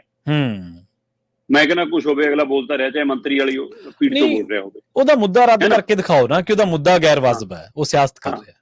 ਹੁਣ ਉਹਨਾਂ ਨੇ ਦੁਬਾਰਾ ਕੱਲ ਮਤਲਬ ਕਿ ਬੇਅਦਬੀ ਵਾਲੇ ਪਹਿਲੂ ਤੇ ਸਵਾਲ ਕੀਤਾ, ਉਹ ਕਹਿੰਦੇ ਜੀ ਆਪਾਂ ਉਹ ਆ ਜਿਹੜੇ ਕਹਿੰਦੇ ਸੀ ਕਿ ਆਉਂਦੇ ਇਨਸਾਫ ਦੇਵਾਂਗੇ, ਤੇ ਕਹਿੰਦੇ ਜੀ ਮੈਨੂੰ ਬਸ ਇੰਨਾ ਕੁ ਦੱਸ ਦਿਓ ਕਿ ਬੇਅਦਬੀ ਵਾਲੇ ਮਾਮਲੇ ਦੇ ਵਿੱਚ ਸਰਕਾਰ ਦੀ ਕਾਰਗੁਜ਼ਾਰੀ ਕੀ ਆ, SGPC ਜਵਾਬ ਦੇ ਦੇਵੇ ਉਹਦੀ ਕਾਰਗੁਜ਼ਾਰੀ ਕੀ ਆ, ਸਾਡਾ ਕੇਸ ਕਿੱਥੇ ਖੜਾ, ਕੌਣ ਉਹਦੀ ਪੈਰਵੀ ਕਰ ਰਿਹਾ, ਕੀ ਲੜਾਈ ਚੱਲ ਰਹੀ ਹੈ, ਕਿਹੜੀ ਸਥਿਤੀ ਚ, ਕਹਿੰਦੇ ਜਾਣਕਾਰੀ ਉਹ ਦੇ ਦਿਓ। ਤੇ ਜੇ ਕਹਿੰਦੇ ਜੀ ਸਮਾਂ ਘੱਟ ਆਪਣਾ, ਅੱਜ ਸੈਸ਼ਨ ਦਾ ਆਖਰੀ ਦਿਨ ਆ, ਫਿਰ ਇੱਕ ਦਿਨ ਸੈਸ਼ਨ ਵਧਾ ਲਓ, ਕੱਲੀ ਇਸੇ ਤੇ ਚਰਚਾ ਕਰ ਲਓ ਬੇਅਦਬੀ ਵਾਲੇ ਮਸਲੇ ਤੇ। ਤੇ ਮੁੱਖ ਮੰਤਰੀ ਸਾਹਿਬ ਇਹ ਕਹਿ ਕੇ ਆਪਣਾ ਕੰਮ ਨਿਬੇੜ ਗਏ ਕਿ ਵੀ ਅਸੀਂ ਛੱਡਦੇ ਨਹੀਂ ਗਏ, ਬੜੀ ਜ਼ੋਰ ਸ਼ੋਰ ਨਾਲ ਲੱਗੇ ਆ, ਹੁਣ ਇਨਸਾਫ ਦਵਾ ਕੇ ਮੁੜਾਂਗੇ, ਸਾਡੀ ਟੀਮ ਪੈਰਵੀ ਕਰ ਰਹੀ ਆ। ਚਲੋ ਜੀ ਹੋ ਗਿਆ ਕੰਮ। ਤੇ ਉਹ ਤੋਂ ਬਾਅਦ MSP ਵਾਲੇ ਮਸਲੇ ਤੇ ਵੀ ਕੁੰਵਰ ਵਿਜੇ ਪ੍ਰਤਾਪ ਨੇ ਸਵਾਲ ਖੜਾ ਕੀਤਾ। ਉਹ ਕਹਿੰਦੇ ਜੀ ਆਪਣੀ ਸਰਕਾਰ, ਆਪਣੇ ਲੀਡਰ, ਆਪਣੇ ਬੁਲਾਰੇ, ਆਪਾਂ ਸਾਰੇ ਲੋਕਾਂ 'ਚ ਪ੍ਰਚਾਰ ਕੇ ਆਏ ਸੀ ਕਿ ਸਰਕਾਰ ਬਣੀ ਨਹੀਂ ਤੇ MSP ਮਿਲੀ ਨਹੀਂ, ਕੱਲਾ ਕੱਲਾ ਦਾਣਾ ਅਸੀਂ ਖਰੀਦਾਂਗੇ, ਖੇਤੀ ਤਾਂ ਸੂਬੇ ਦਾ ਮਸਲਾ। ਕਹਿੰਦੇ ਜੀ ਖੇਤੀ ਤਾਂ ਹੁਣ ਵੀ ਸੂਬੇ ਦਾ ਮਸਲਾ ਹੀ ਹੈ, ਤੇ ਫਿਰ MSP ਕਿੱਥੇ ਹੈ? ਆਪਾਂ ਕਿਉਂ ਨਹੀਂ ਉਹਦੇ ਪਰ ਚਰਚਾ ਕਰਦੇ? ਕਹਿੰਦੇ ਜੀ ਪਹਿਲਾਂ ਕਿਸਾਨ ਦਿੱਲੀ ਜਾ ਕੇ ਆਏ, ਹੁਣ ਖਨੌਰੀ ਸ਼ੰਭੂ ਬੈਠੇ ਨੇ, ਹੁਣ ਤਾਂ ਚੰਡੀਗੜ੍ਹ ਵੀ ਆ ਕੇ ਬੈਠ ਗਏ। ਤੇ ਕਹਿੰਦੇ ਜੀ ਬੈਠ ਜਾਓ, ਆਪਾਂ ਗੱਲ ਕਰ ਲੈਂਦੇ ਹਾਂ, MSP ਤੇ ਚਰਚਾ ਹੋਣੀ ਚਾਹੀਦੀ ਆ ਕਿ ਆਪਾਂ ਕਿਵੇਂ ਖਰੀਦ ਕਰਨੀ ਹੈ, ਕਿੰਨਾ ਹਿੱਸਾ ਸੂਬੇ ਦਾ ਬਣਦਾ, ਕਿੰਨਾ ਕੇਂਦਰ ਦਾ ਬਣਦਾ, ਕਰੋ ਜੀ ਹਿਸਾਬ ਕਿਤਾਬ ਲਿਆਓ। ਮੁੱਖ ਮੰਤਰੀ ਸਾਹਿਬ ਕਹਿੰਦੇ ਜੀ MSP ਦੀ ਤਾਂ ਗੱਲੇ ਕੀ ਆ, ਅਸੀਂ ਤਾਂ ਜੀ ਨਵੀਂ ਖੇਤੀ ਨੀਤੀ ਤਿਆਰ ਕਰ ਲਈ, ਬਸ ਅਸੀਂ ਸ਼ੇਅਰ ਹੋਲਡਰ ਨਾਲ ਗੱਲ ਕਰਨੀ ਹੈ, ਕਿਸਾਨਾਂ ਨਾਲ ਗੱਲ ਕਰਨੀ ਹੈ, ਲਾਗੂ ਹੋ ਜਾਣੀ ਆ। ਕੱਲ ਅਫਸਰਾਂ ਨਾਲ ਮੀਟਿੰਗ ਹੋ ਲਈ ਜੀ, ਹੁਣ ਅੱਜ ਸ਼ਾਇਦ ਮੁੱਖ ਮੰਤਰੀ ਸਾਹਿਬ ਮਿਲਣ, ਚਲੋ ਜੀ ਨਵੀਂ ਖੇਤੀ ਨੀਤੀ ਦੇ ਹਵਾਲੇ ਨਾਲ ਪੰਜਾਬ ਦੇ ਸਾਰੇ ਮਸਲੇ ਹੱਲ ਕਰ ਦਾਂਗੇ। ਲਓ ਫਿਰ ਦੇਖੋ ਜੀ ਬਾਰੇ ਨਹੀਂ ਆ ਰਹੇ, ਕਹਿੰਦੇ ਕਹਿ ਕੇ ਖਤਮ ਹੋ ਗਿਆ ਕਹਾਣੀ। ਹੁਣ ਇਹਨਾਂ ਸਵਾਲਾਂ ਦੇ ਜਵਾਬ ਨਹੀਂ ਗਏ ਜੋ ਕੁੰਵਰ ਵਿਜੇ ਪ੍ਰਤਾਪ ਨੇ ਖੜੇ ਕੀਤੇ ਨੇ, ਹੈ ਨਾ। RDF ਵਾਲੇ ਮਾਮਲੇ ਤੇ ਆਪਾਂ ਗੱਲ ਕਰਕੇ ਹਟੇ, ਪ੍ਰਤਾਪ ਬਾਜਵਾ ਨੇ ਸਵਾਲ ਖੜਾ ਕੀਤਾ। ਸੋਸ਼ਲ ਮੀਡੀਆ ਦੇ ਹਵਾਲੇ ਨਾਲ ਪ੍ਰਗਟ ਸਿੰਘ ਨੇ ਸਵਾਲ ਖੜਾ ਕੀਤਾ। ਪ੍ਰਗਟ ਸਿੰਘ ਕਹਿੰਦੇ ਕਿ ਸੋਸ਼ਲ ਮੀਡੀਆ ਦੇ ਉੱਤੇ ਸਿੱਖ ਭਾਈਚਾਰੇ ਨੂੰ ਟਾਰਗੇਟ ਕਰਕੇ ਹੇਟ ਸਪੀਚ ਦਾ ਇੱਕ ਮੁਹਿੰਮ ਚਲਾਈ ਜਾ ਰਹੀ ਹੈ, ਬੜੇ ਪਲਾਨਡ ਤਰੀਕੇ ਨਾਲ ਕਹਿੰਦੇ ਕਿ ਇਹ ਮੁਹਿੰਮ ਵਿੱਢੀ ਜਾ ਰਹੀ ਹੈ। ਤਾਂ ਇਹ ਕਹਿੰਦੇ ਜਨਤਕ ਪਤਾ ਲੋਕਾਂ ਨੂੰ ਕਿ ਇਹਦੇ ਵਿੱਚ ਇੱਕ ਰਾਸ਼ਟਰੀ ਪਾਰਟੀ ਹੈ, ਉਹਦਾ ਏਜੰਡਾ ਹੈ, ਕਹਿੰਦੇ ਉਹਦੀ ਇੱਕ ਰਾਜਨੀਤੀ ਹੈ। ਪਰ ਕਹਿੰਦੇ ਕਿ ਮੈਂ ਤੱਥਾਂ ਦੇ ਆਧਾਰ ਤੇ ਇਹਦੀ ਸ਼ਿਕਾਇਤ ADGP ਸਾਈਬਰ ਕ੍ਰਾਈਮ ਨੂੰ ਕਰ ਚੁੱਕਿਆ ਅੱਜ ਤੋਂ 4 ਮਹੀਨੇ ਪਹਿਲਾਂ। ਕਹਿੰਦੇ ਪੂਣੀ ਨਹੀਂ ਕੱਤ ਹੋਈ। ਕਹਿੰਦੇ ਮੁੱਖ ਮੰਤਰੀ ਸਾਹਿਬ ਦੱਸ ਦਿਓ ਕਿ ਇਸ ਮਸਲੇ 'ਚ ਸਾਡੀ ਸਰਕਾਰ ਦੀ ਚੁੱਪੀ ਦਾ ਕਾਰਨ ਕੀ ਹੈ, ਕਿ ਉਸ ਰਾਸ਼ਟਰੀ ਪਾਰਟੀ ਨਾਲ ਕੋਈ ਗੰਢ ਧੁੱਪ ਅੰਦਰ ਖਾਤੇ, ਜਾਂ ਤੋਂ ਡਰ ਲੱਗਦਾ ਜਾਂ ਇਸ ਮਸਲੇ ਤੇ ਬੋਲਣਾ ਹੀ ਨਹੀਂਗਾ, ਇਹਦਾ ਪਹਿਲੂ ਕੀ ਹੈ? ਪਰ ਜਵਾਬ ਨਹੀਂ ਸਰਕਾਰ ਕੋਲ। ਬੇਸ਼ੱਕ ਵਿਰੋਧੀ ਧਿਰ ਕਮਜ਼ੋਰ ਹੈ, ਪਰ 2-3 MLA ਜੇ ਹੈਗੇ ਜਿਹੜੇ ਭਾਜਪਾ ਸਵਾਲ ਖੜੇ ਕਰਦੇ ਆ, ਤੇ ਕੁੰਵਰ ਵਿਜੇ ਪ੍ਰਤਾਪ ਦੇ ਸਵਾਲਾਂ ਦਾ, ਜਿਹੜੇ ਆਪਣੀ ਥੋੜੀ ਸਰਕਾਰ ਦੇ ਨੇ ਉਹਨਾਂ ਦੇ ਸਵਾਲਾਂ ਦਾ ਜਵਾਬ ਨਹੀਂਗਾ। ਸੋ ਗੱਲੀ ਬਾਤੀ ਸੈਸ਼ਨ ਨਿਬੜ ਗਿਆ ਜੀ, ਤੇ ਇਹ ਸਵਾਲਾਂ ਦੇ ਜਵਾਬ ਜਿਉਂ ਦੇ ਤਿਉਂ ਖੜੇ ਨੇ। ਅਜੇ ਸਰਕਾਰ ਕੋਲੇ ਸਵਾਲ ਦਾ ਜਵਾਬ ਨਾ ਹੋਵੇ, ਹੋ ਨਹੀਂ ਸਕਦਾ। ਜਿਹੜਾ ਬੰਦਾ ਤੰਤਰ ਚਲਾ ਰਿਹਾ, ਜਿਹੜਾ ਸਿਸਟਮ, ਜਿਹਦੇ ਕੋਲੇ ਸਾਰਾ ਕੁਛ ਹੀ ਆ, ਹਰ ਮਹਿਕਮਾ, ਹਰ ਅਫਸਰ। ਨਹੀਂ ਹੁਣ ਤਾਂ ਮੁੱਖ ਮੰਤਰੀ ਸਾਹਿਬ ਕਹਿੰਦੇ ਤਜਰਬਾ ਮੈਨੂੰ 3 ਸਾਲ ਦਾ, ਹੁਣ ਜਵਾਕ ਨਾ ਸਮਝੋ, ਕਹਿੰਦੇ ਸੋ ਇਹ ਤਜਰਬਾ ਹੀ ਸਿਖਾਉਂਦਾ ਕਿ ਫਿਰ ਕਿਵੇਂ ਮਸਲੇ ਤੋਂ ਭੱਜਣਾ ਹੈ, ਕਿਵੇਂ ਮਸਲੇ ਨੂੰ ਟਾਲਣਾ। ਮੈਨੂੰ ਲੱਗਦਾ ਇਹ ਤਜਰਬੇ ਚੋਂ ਸਿੱਖ ਲਿਆ। ਜੀ ਜੀ, ਇਹਦੇ ਦੋ ਅਰਥ ਨਿਕਲਦੇ ਨੇ ਸ਼ਰਮਾ ਜੀ। ਪਹਿਲਾ ਤਾਂ ਜਾਂ ਤਾਂ ਤੁਸੀਂ ਸਦਨ ਦੇ ਵਿੱਚ ਤਿਆਰੀ ਤੋਂ ਬਿਨਾਂ ਆਉਣੇ ਹੋ, ਸਦਨ ਨੂੰ ਤੁਸੀਂ ਸਮਝਦੇ ਹੋ ਡੰਗ ਟਪਾਊ ਸੌਦਾ, ਜਾਂ ਫਿਰ ਤੁਸੀਂ ਉਸ ਮਾਮਲੇ ਦੇ ਵਿੱਚ, ਜਿਵੇਂ ਆਪਾਂ ਪੰਜਾਬੀ ਦੇ ਵਿੱਚ ਵੀ ਸ਼ਬਦ ਕਹਿੰਦੇ ਨਾ ਕਿ ਡੱਕਾ ਨਹੀਂ ਤੋੜਿਆ, ਜਾਂ ਫਿਰ ਤੁਸੀਂ ਡੱਕਾ ਤੋੜਿਆ ਨਹੀਂ, ਤੁਹਾਡੇ ਕੋਲੇ ਕਹਿਣ ਨੂੰ ਕੁਛ ਹੈ ਨਹੀਂ। ਕਮਾਲ ਦੀ ਗੱਲ ਇਹ ਹੈ ਸ਼ਰਮਾ ਜੀ ਕਿ ਜਦੋਂ ਸਦਨ ਸ਼ੁਰੂ ਹੋਇਆ, ਇਜਲਾਸ ਸ਼ੁਰੂ ਹੋਇਆ, ਪਹਿਲੇ ਦਿਨ ਇਹ ਚਰਚਾ ਚੱਲੀ ਕਿ ਸਾਡੇ ਕੋਲੇ ਕਰਨ ਨੂੰ ਜੀ ਬਿਜ਼ਨਸ ਹੀ ਹੈ ਨਹੀਂਗਾ, ਸਦਨ ਦਾ ਬਿਜ਼ਨਸ ਹੈ ਨਹੀਂਗਾ। ਤੁਸੀਂ ਵੀ ਚਰਚਾ ਸੁਣੀ ਹੋਣੀ ਹੈ। ਜਿਸ ਸੂਬੇ ਦੇ ਵਿੱਚ ਸਰਕਾਰ ਵੱਖ-ਵੱਖ ਮਾਮਲੇ ਜਿਵੇਂ ਬੇਅਦਬੀ ਦਾ ਜਾਂ ਹੋਰ ਗੁੰਡਾ ਟੈਕਸ ਦਾ, ਜਿਵੇਂ ਉਹਨਾਂ ਦੇ ਵਿਧਾਇਕਾਂ ਨੇ ਸਰਕਾਰ ਕਹਿ ਕੇ ਇਹ ਗੱਲ ਕਹੀ ਹੋਵੇ ਕਿ ਇਹਨਾਂ ਸਾਰੇ ਮਸਲਿਆਂ ਦਾ ਹੱਲ ਕਰਾਂਗੇ, ਉਹ ਸਰਕਾਰ ਕਹਿ ਰਹੀ ਹੈ ਕਿ ਸਾਡੇ ਕੋਲ ਬਿਜ਼ਨਸ ਹੀ ਹੈ ਨਹੀਂਗਾ। ਤੁਹਾਡਾ ਕਿਸਾਨ ਸੜਕਾਂ ਤੇ ਬੈਠਾ, ਚੁਟਕੀਆਂ ਨਾਲ, ਹਾਂ ਚੁਟਕੀਆਂ 'ਚ ਹੱਲ ਕਰਾਂਗੇ, ਬਿਲਕੁਲ। ਤੁਹਾਡਾ ਕਿਸਾਨ ਸੜਕ ਤੇ ਬੈਠਾ ਹੈ, ਬਿਲਕੁਲ, ਤੁਹਾਡਾ ਕਿਸਾਨ ਸੜਕ ਤੇ ਬੈਠਾ ਹੈ, ਤੁਹਾਡੇ ਬੇਰੁਜ਼ਗਾਰ ਉਵੇਂ ਧਰਨੇ ਦੇ ਰਹੇ ਨੇ, ਉਹਨਾਂ ਦੇ ਉਲਟਾ ਤੁਸੀਂ ਮਾਸਟਰਾਂ ਦੀ ਡਿਊਟੀ ਲਾ ਰੱਖੀ ਹੈ। ਬੇਅਦਬੀ ਮਾਮਲੇ 'ਚ ਤੁਹਾਡੇ ਜਿਹੜੇ ਕੇਸ ਨੇ ਉਹ ਪੰਜਾਬ ਤੋਂ ਬਾਹਰ ਜਾ ਰਹੇ ਨੇ, ਉਹਨਾਂ ਮਸਲਿਆਂ ਤੇ ਤੁਹਾਡੇ ਕੋਲੇ ਕੋਈ ਜਵਾਬ ਨਹੀਂ ਹੈ। MSP ਤੇ ਪ੍ਰੋਟੈਸਟ ਹੋ ਰਹੇ ਨੇ, ਰਾਜਧਾਨੀ ਦੇ ਵਿੱਚ ਪ੍ਰੋਟੈਸਟ ਹੋ ਰਹੇ ਨੇ, ਹੋਰ ਕਈ ਮਾਮਲੇ ਨੇ ਜਿਹੜੇ ਕਿਸਾਨੀ ਨਾਲ, ਅਰਥਚਾਰੇ ਨਾਲ ਵਾਰਦਾਤਾਂ ਨਿੱਤ ਹੋ ਰਹੀਆਂ ਨੇ। ਚੱਲਦੇ ਸੈਸ਼ਨ ਦੇ ਦੌਰਾਨ ਹੀ ਫਿਰੋਜ਼ਪੁਰ ਵਾਲੀ ਘਟਨਾ ਤੁਸੀਂ ਦੇਖ ਲਓ, ਇਹ ਤੇ ਕੋਈ ਜਵਾਬ ਨਹੀਂਗਾ। ਤੇ ਤੁਸੀਂ ਕਹਿ ਰਹੇ ਹੋ ਕਿ ਸਾਡੇ ਕੋਲੇ ਬਿਜ਼ਨਸ ਹੈ ਨਹੀਂ ਕਰਨ ਨੂੰ ਵਿਧਾਨ ਸਭਾ ਦਾ ਇਜਲਾਸ ਦਾ। ਜੀ, ਅਗਲੀ ਕੰਮ ਤਾਂ ਬਹੁਤ ਨੇ ਜੇ ਕਰਨ ਦੀ ਨੀਅਤ ਹੋਵੇ ਤਾਂ। ਬਿਲਕੁਲ ਜੀ, ਬਿਲਕੁਲ। ਭਾਜਪਾ ਦਾ ਤੁਸੀਂ ਜ਼ਿਕਰ ਕੀਤਾ, ਬੇਸ਼ੱਕ ਪ੍ਰਗਟ ਹੋਰਾਂ ਨੇ ਤਾਂ ਮੈਂਸ਼ਨ ਤਾਂ ਨਹੀਂ ਕੀਤਾ, ਪਰ ਚਲ ਖੈਰ ਕਿਸੇ ਤੋਂ ਲੁਕਿਆ ਨਹੀਂ ਹੈ, ਪਰ ਇੱਕ ਪੋਲੀਟੀਸ਼ੀਅਨ ਦੇ ਤੌਰ ਤੇ ਉਹਨਾਂ ਨੂੰ ਮੈਂਸ਼ਨ ਕਰ ਦੇਣਾ ਚਾਹੀਦਾ ਸੀ ਨਾਮ, ਜਾਂ ਭਾਜਪਾ ਦਾ ਜਿਵੇਂ ਵੀ ਉਹ ਸਮਝਦੇ ਨੇ ਆਪਣੀ ਸੋਝੀ ਦੇ ਮੁਤਾਬਕ। ਪਰ ਖੈਰ, ਡੇਰਾ ਸਿਰਸਾ ਮੁਖੀ ਨੂੰ ਜਦੋਂ ਵੀ ਪੈਰੋਲ ਮਿਲੀ ਹੈ, ਜਦੋਂ ਵੀ ਇਹ ਬਾਹਰ ਆਇਆ, ਉਦੋਂ ਤੁਸੀਂ, ਮੈਨੂੰ ਚੰਗੀ ਤਰ੍ਹਾਂ ਯਾਦ ਆ, ਤੁਸੀਂ ਵੱਖ-ਵੱਖ ਵਿਧਾਨ ਸਭਾ ਚੋਣਾਂ ਦੇ ਹਵਾਲਿਆਂ ਦੇ ਨਾਲ ਕਿ ਉਦੋਂ ਆਹ ਚੋਣ ਸੀ, ਉਦੋਂ ਬਾਹਰ ਕੱਢਿਆ ਗਿਆ, ਆਹ ਚੋਣ ਸੀ, ਆਹ ਬਾਹਰ ਕੱਢਿਆ ਗਿਆ। ਹੁਣ ਕਹਿੰਦੇ ਕਿ ਜਿਹੜਾ ਜੇਲਰ, ਕਿਉਂਕਿ ਪੈਰੋਲ ਮਿਲਦੀ ਹੈ ਤਾਂ ਉਹਦੀ ਸਹਿਮਤੀ ਨਾਲ ਕਹਿ ਲਓ, ਜਦੋਂ ਦਸਤਖਾਂ ਹੇਠ ਮਿਲਦੀ ਹੈ ਨਾ, ਉਹਨੂੰ ਭਾਜਪਾ ਨੇ ਟਿਕਟ ਹੀ ਦੇ ਦਿੱਤੀ। ਮਤਲਬ ਜਿਹੜਾ ਮਾੜਾ ਮੋਟਾ ਪਰਦਾ ਕੋਈ ਸੀਗਾ ਉਹ ਵੀ ਚੱਕਿਆ ਗਿਆ ਜੀ। ਦੇਖੋ, 21 ਦਿਨਾਂ ਦੀ ਪੈਰੋਲ ਤੇ ਆਇਆ ਹੋਇਆ ਸੀ ਡੇਰਾ ਸਿਰਸਾ ਮੁਖੀ ਗੁਰਮੀਤ ਸਿੰਘ ਰਾਮ ਰਹੀਮ ਬਾਹਰ। ਕੱਲ ਉਹ ਵਾਪਸ ਸਿਨੈਰੀਓ ਜੇਲ੍ਹ ਗਿਆ ਤੇ ਸਾਬਕਾ ਜੇਲਰ ਨੂੰ ਕੱਲੇ ਟਿਕਟ ਮਿਲਦੀ ਹੈ, ਭਾਜਪਾ ਦੀ ਕੱਲੇ ਸੂਚੀ ਆਉਂਦੀ ਹੈ। 90 ਵਿਧਾਨ ਸਭਾ ਸੀਟਾਂ ਨੇ ਹਰਿਆਣੇ ਦੇ ਵਿੱਚ। 90 ਦੇ ਵਿੱਚੋਂ ਭਾਰਤੀ ਜਨਤਾ ਪਾਰਟੀ ਨੇ 67 ਉਮੀਦਵਾਰਾਂ ਦੀ ਪਹਿਲੀ ਸੂਚੀ ਜਾਰੀ ਕੀਤੀ ਹੈ। ਜੀ ਜੀ। ਇਸ 67 ਉਮੀਦਵਾਰਾਂ ਦੀ ਸੂਚੀ ਦੇ ਵਿੱਚ 6 ਨਾਮ ਅਜਿਹੇ ਨੇ ਪ੍ਰਵੀਨ ਜੀ, ਜਿਹੜੇ 2 ਜਾਂ 3 ਦਿਨ ਪਹਿਲਾਂ ਸ਼ਾਮਲ ਹੋਏ ਨੇ। ਉਹਨਾਂ 'ਚ ਸਾਬਕਾ ਜੇਲਰ ਵੀ ਹੈ। ਮਤਲਬ 2-2, 3-3 ਦਿਨ ਪਹਿਲਾਂ ਪਾਰਟੀ 'ਚ ਲਿਆਉਂਦੀ ਉਹਨਾਂ ਨੂੰ ਟਿਕਟ। ਤੇ ਇਹਦਾ ਮਤਲਬ ਇਸ ਸੂਚੀ ਦੇ ਵਿੱਚ ਪਰਿਵਾਰਵਾਦ ਵੀ ਹੈ, ਦਲ ਬਦਲੂ ਵੀ ਹੈ ਨਾ, ਇਹੋ ਜਿਹੇ ਨਜਾਇਜ਼ ਬੰਦੇ ਵੀ ਹੈ। ਸੋ ਇਹ ਸਾਰੀ ਪ੍ਰਕਿਰਿਆ ਨੇ ਦੱਸਤਾ ਕਿ ਭਾਜਪਾ ਨੇ ਆਪਣੀ ਪਾਰਟੀ ਦਾ ਸਿਧਾਂਤ ਤਾਂ ਛੱਡਿਆ, ਸੰਘ ਵਾਲੇ ਸਿਧਾਂਤ ਦਾ ਪੱਲਾ ਵੀ ਛੱਡਤਾ। 67 ਉਮੀਦਵਾਰਾਂ ਦੇ ਵਿੱਚੋਂ 25 ਨਵੇਂ ਚਿਹਰੇ ਨੇ। 8 ਮੰਤਰੀਆਂ ਨੂੰ ਦੁਬਾਰਾ ਟਿਕਟ ਦਿੱਤੀ ਆ ਜੀ। 9 MLA ਦੀ ਟਿਕਟ ਕੱਟੀ ਗਈ ਆ। ਇਹਨਾਂ ਦੇ ਵਿੱਚ 16 OBC ਨੂੰ ਟਿਕਟ ਹੈ, 13 ਜਾਟ ਨੂੰ ਟਿਕਟ ਹੈ, 13 ਹੀ SC ਭਾਈਚਾਰੇ ਚੋਂ ਟਿਕਟ ਹੈ, 9 ਬ੍ਰਾਹਮਣਾਂ ਨੂੰ ਟਿਕਟ ਹੈ ਤੇ 9 ਹੀ ਪੰਜਾਬੀਆਂ ਨੂੰ ਟਿਕਟ ਹੈ। 9 ਪੰਜਾਬੀਆਂ ਚੋਂ 1 ਸਿੱਖ ਚਿਹਰੇ ਨੂੰ ਟਿਕਟ ਹੈ। ਠੀਕ ਹੈ। ਸੋ ਇੰਜ ਭਾਜਪਾ ਨੇ 67 ਉਮੀਦਵਾਰ ਐਲਾਨੇ, ਪਰ 67 ਉਮੀਦਵਾਰਾਂ ਦੇ ਵਿੱਚੋਂ CM ਦੇ ਉੱਤੇ ਤੇ ਭਾਜਪਾ ਦੇ ਪ੍ਰਧਾਨ ਦੇ ਉੱਤੇ ਪਹਿਲਾਂ ਹੀ ਰੱਸਾਕੱਸੀ ਚੱਲ ਰਹੀ ਸੀ। CM ਸੈਣੀ ਸਾਹਿਬ ਕਹਿੰਦੇ ਸੀ ਮੈਂ ਤਾਂ ਕਰਨਾਲ ਤੋਂ ਹੀ ਲੜਨੀ ਆ ਜੀ, ਤੇ ਪ੍ਰਧਾਨ ਭਾਜਪਾ ਦਾ ਕਹਿ ਰਿਹਾ ਸੀਗਾ ਨਾ ਤੈਨੂੰ ਲਾੜਵੇ ਭੇਜਾਂਗੇ। ਸੂਚੀ ਦੇ ਵਿੱਚ ਸਭ ਤੋਂ ਉੱਪਰ ਨਾਮ ਸੀਗਾ ਕਿ ਕੁਰੂਕਸ਼ੇਤਰ ਦੀ ਲਾੜਵਾ ਸੀਟ ਤੋਂ ਹੀ ਲੜਨਗੇ ਨਾਇਬ ਸਿੰਘ ਸੈਣੀ ਜੀ ਜੀ। ਚਲੋ, ਇਹਦੇ ਵਿੱਚ ਕੁਝ ਪੁਰਾਣੇ ਨਾਮ ਵੀ ਆ ਗਏ, ਪਰ ਇਹਦੇ ਵਿੱਚ 6 ਵਾਰ ਡੇਰਾ ਸਿਰਸਾ ਮੁਖੀ ਗੁਰਮੀਤ ਸਿੰਘ ਰਾਮ ਰਹੀਮ ਨੂੰ ਪੈਰੋਲ ਦੇਣ ਵਾਲਾ ਸੁਨੀਲ ਸਾਗਵਾਨ, ਉਹਨੂੰ ਦਾਦਰੀ ਤੋਂ ਟਿਕਟ ਦਿੱਤੀ ਹੈ ਜੀ। ਠੀਕ ਹੈ। ਅੱਛਾ, ਠੀਕ ਹੈ ਨਾ। ਮਤਲਬ ਜੇਲਰ ਸੁਨੀਲ ਸਾਗਵਾਨ ਦੀ ਪ੍ਰਾਪਤੀ ਇਹੀ ਹੈ ਨਾ ਕਿ ਉਹਨੇ ਵੀ ਡੇਰਾ ਸਿਰਸਾ ਮੁਖੀ ਰਾਮ ਰਹੀਮ ਨੂੰ 6 ਵਾਰ ਪੈਰੋਲ ਦਿਵਾਉਣ ਦੇ ਵਿੱਚ ਭਾਜਪਾ ਦਾ ਜਾਂ ਸਰਕਾਰ ਦਾ ਜਾਂ ਉਹਨਾਂ ਦਾ ਰੋਲ ਨਿਭਾਇਆ। ਹਾਂ, ਮਸ਼ਵਰਾ ਹੋ ਕੇ ਤੁਰਿਆ ਹੋ, ਹੈ ਨਾ। ਮਤਲਬ ਇਹਦਾ ਮਤਲਬ 3 ਦਿਨ ਪਹਿਲਾਂ ਜਿਹੜਾ ਬੰਦਾ ਤੁਹਾਡੇ ਕੋਲ ਸ਼ਾਮਲ ਹੋ ਰਿਹਾ ਹੈ ਨਾ, ਉਹ ਤੁਹਾਡੇ ਨਾਲ ਕਿਹੜੇ ਸਿਧਾਂਤ ਬਾਈ ਸਹੀ ਹੈ ਜਾਂ ਕਿਹੜੇ ਉਸ ਪਾਰਟੀ ਦੇ ਵਰਕਰਾਂ ਬਾਈ ਸਹੀ ਹੈ, ਤੇ ਉੱਥੇ ਕਿੰਨੇ ਵਰਕਰਾਂ ਦੇ ਉੱਤੇ ਪਾਣੀ ਫੇਰ ਕੇ ਤੁਸੀਂ ਉਹਨੂੰ ਲਿਆ ਰਹੇ ਹੋ। ਇਹਦਾ ਮਤਲਬ ਇਹ ਨਵਾਂ ਯਾਰਾਨਾ ਨਹੀਂ ਹੈ, ਪੁਰਾਣਾ ਯਾਰਾਨਾ ਪਗਾਇਆ ਗਿਆ। ਇਹ ਦੋਸਤੀ ਪੁਰਾਣੀ ਪਗਾਈ ਗਈ, ਪਗਾਤੀ ਜੀ ਅਗਲਿਆਂ ਨੇ। ਸੋ ਬਕਾਇਦਾ ਤੌਰ ਤੇ ਉਹਨੂੰ ਟਿਕਟ ਮਿਲ ਗਈ ਆ।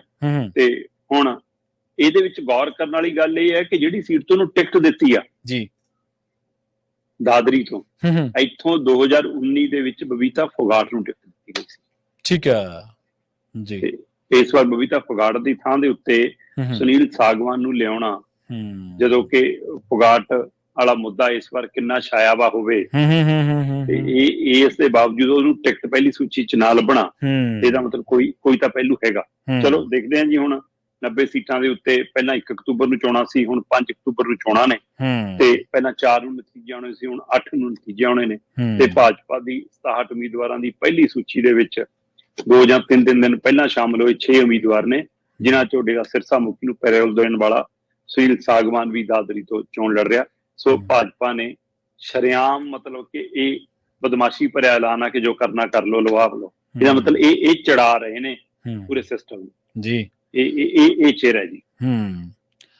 ਤੁਸੀਂ ਫੁਗਾਟ ਦਾ ਜ਼ਿਕਰ ਕੀਤਾ ਔਰ ਉਹਦੇ ਹਿੱਸੇ ਇਹ ਬੜਾ ਨਾਮ ਨਾ ਆਇਆ ਕਿ ਉਹਨੇ ਬਹੁਤ ਮੰਚਾਂ ਦੇ ਉੱਤੇ ਪਹਿਲੀ ਵਾਰ, ਬਬੀਤਾ ਫੁਗਾਟ ਨੇ ਜਾਂ ਫੁਗਾਟ ਭੈਣਾਂ ਨੇ ਕਈ ਮੰਚਾਂ ਦੇ ਉੱਤੇ ਪਹਿਲੀ ਵਾਰ ਭਾਰਤ ਕੰਨਿਓ ਜਿਹੜੀ ਇਹ ਕੁਸ਼ਤੀ ਆ ਉਹਦੀ ਅਗਵਾਈ ਕੀਤੀ, ਜਾਂ ਉਸ ਮਾਮਲੇ ਦੇ ਵਿੱਚ ਉਹ ਮੰਚਾਂ ਤੇ ਚੜ੍ਹਨ ਵਾਲੇ ਉਹ ਪਹਿਲੇ ਚਿਹਰੇ ਸਨ, ਸ਼ਖਸੀਅਤਾਂ ਸਨ।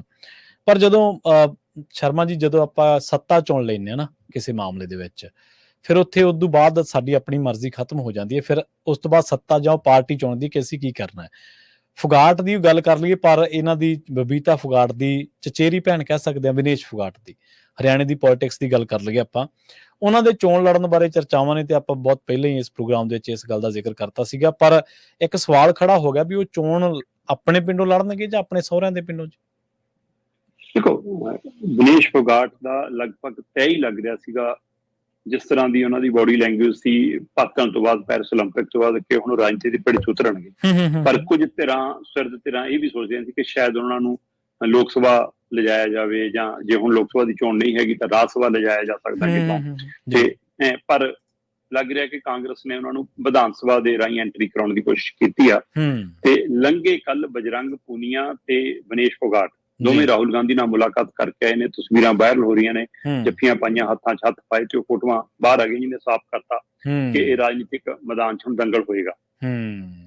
ਵਿਨੇਸ਼ ਫੁਗਾਟ ਨੂੰ ਔਰ ਬਜਰੰਗ ਪੁਨੀਆ ਨੂੰ ਉਹ ਤੋਂ ਬਾਅਦ ਕੇਸੀ ਵੇਣੂਗੋਪਾਲ ਨਾਲ ਵੀ, ਖੜਗੇ ਨਾਲ ਵੀ ਮੁਲਾਕਾਤ ਕਰਾ ਦਿੱਤੀ ਗਈ ਹੈ, ਔਰ ਹੋ ਸਕਦਾ ਅੱਜ ਜਾਂ ਕੱਲ ਨੂੰ ਜਿਹੜੀ ਸੂਚੀ ਆਵੇ ਉਹ 'ਚ ਇਹਨਾਂ ਦਾ ਨਾਮ ਹੋਵੇ। ਜਾਣਕਾਰੀ ਇਹ ਮਿਲ ਰਹੀ ਹੈ ਕਿ ਕਾਂਗਰਸ ਨੇ ਵਿਨੇਸ਼ ਫੁਗਾਟ ਦੇ ਮੂਹਰੇ 3 ਆਪਸ਼ਨਾਂ ਰੱਖੀਆਂ ਨੇ, 3 ਸੀਟਾਂ ਰੱਖੀਆਂ ਨੇ, ਤਿੰਨਾਂ ਚੋਂ ਕੋਈ ਚੁਣ ਲਓ। ਦੋ ਸੀਟਾਂ ਚਰਖੀ ਦਾਦਰੀ ਦੇ ਹਵਾਲੇ ਨਾਲ ਨੇ। ਚਰਖੀ ਦਾਦਰੀ ਦੇ ਵਿੱਚ ਹੀ ਇਹਨਾਂ ਦਾ ਆਪਣਾ ਪਿੰਡ ਬਲਾਲੀ ਆਉਂਦਾ ਇਸ ਖੇਤਰ ਦੇ ਵਿੱਚ, ਕਿ ਜੇ ਇਸ ਖੇਤਰ ਨੂੰ ਚੁਣਨਾ ਤਾਂ ਚਰਖੀ ਦਾਦਰੀ ਦੀਆਂ 2 ਸੀਟਾਂ ਤੋਂ ਚੁਣੀ ਜਾ ਸਕਦੀ, ਜਿਨ੍ਹਾਂ ਚੋਂ ਦਾਦਰੀ ਸੀਟ ਹੈ।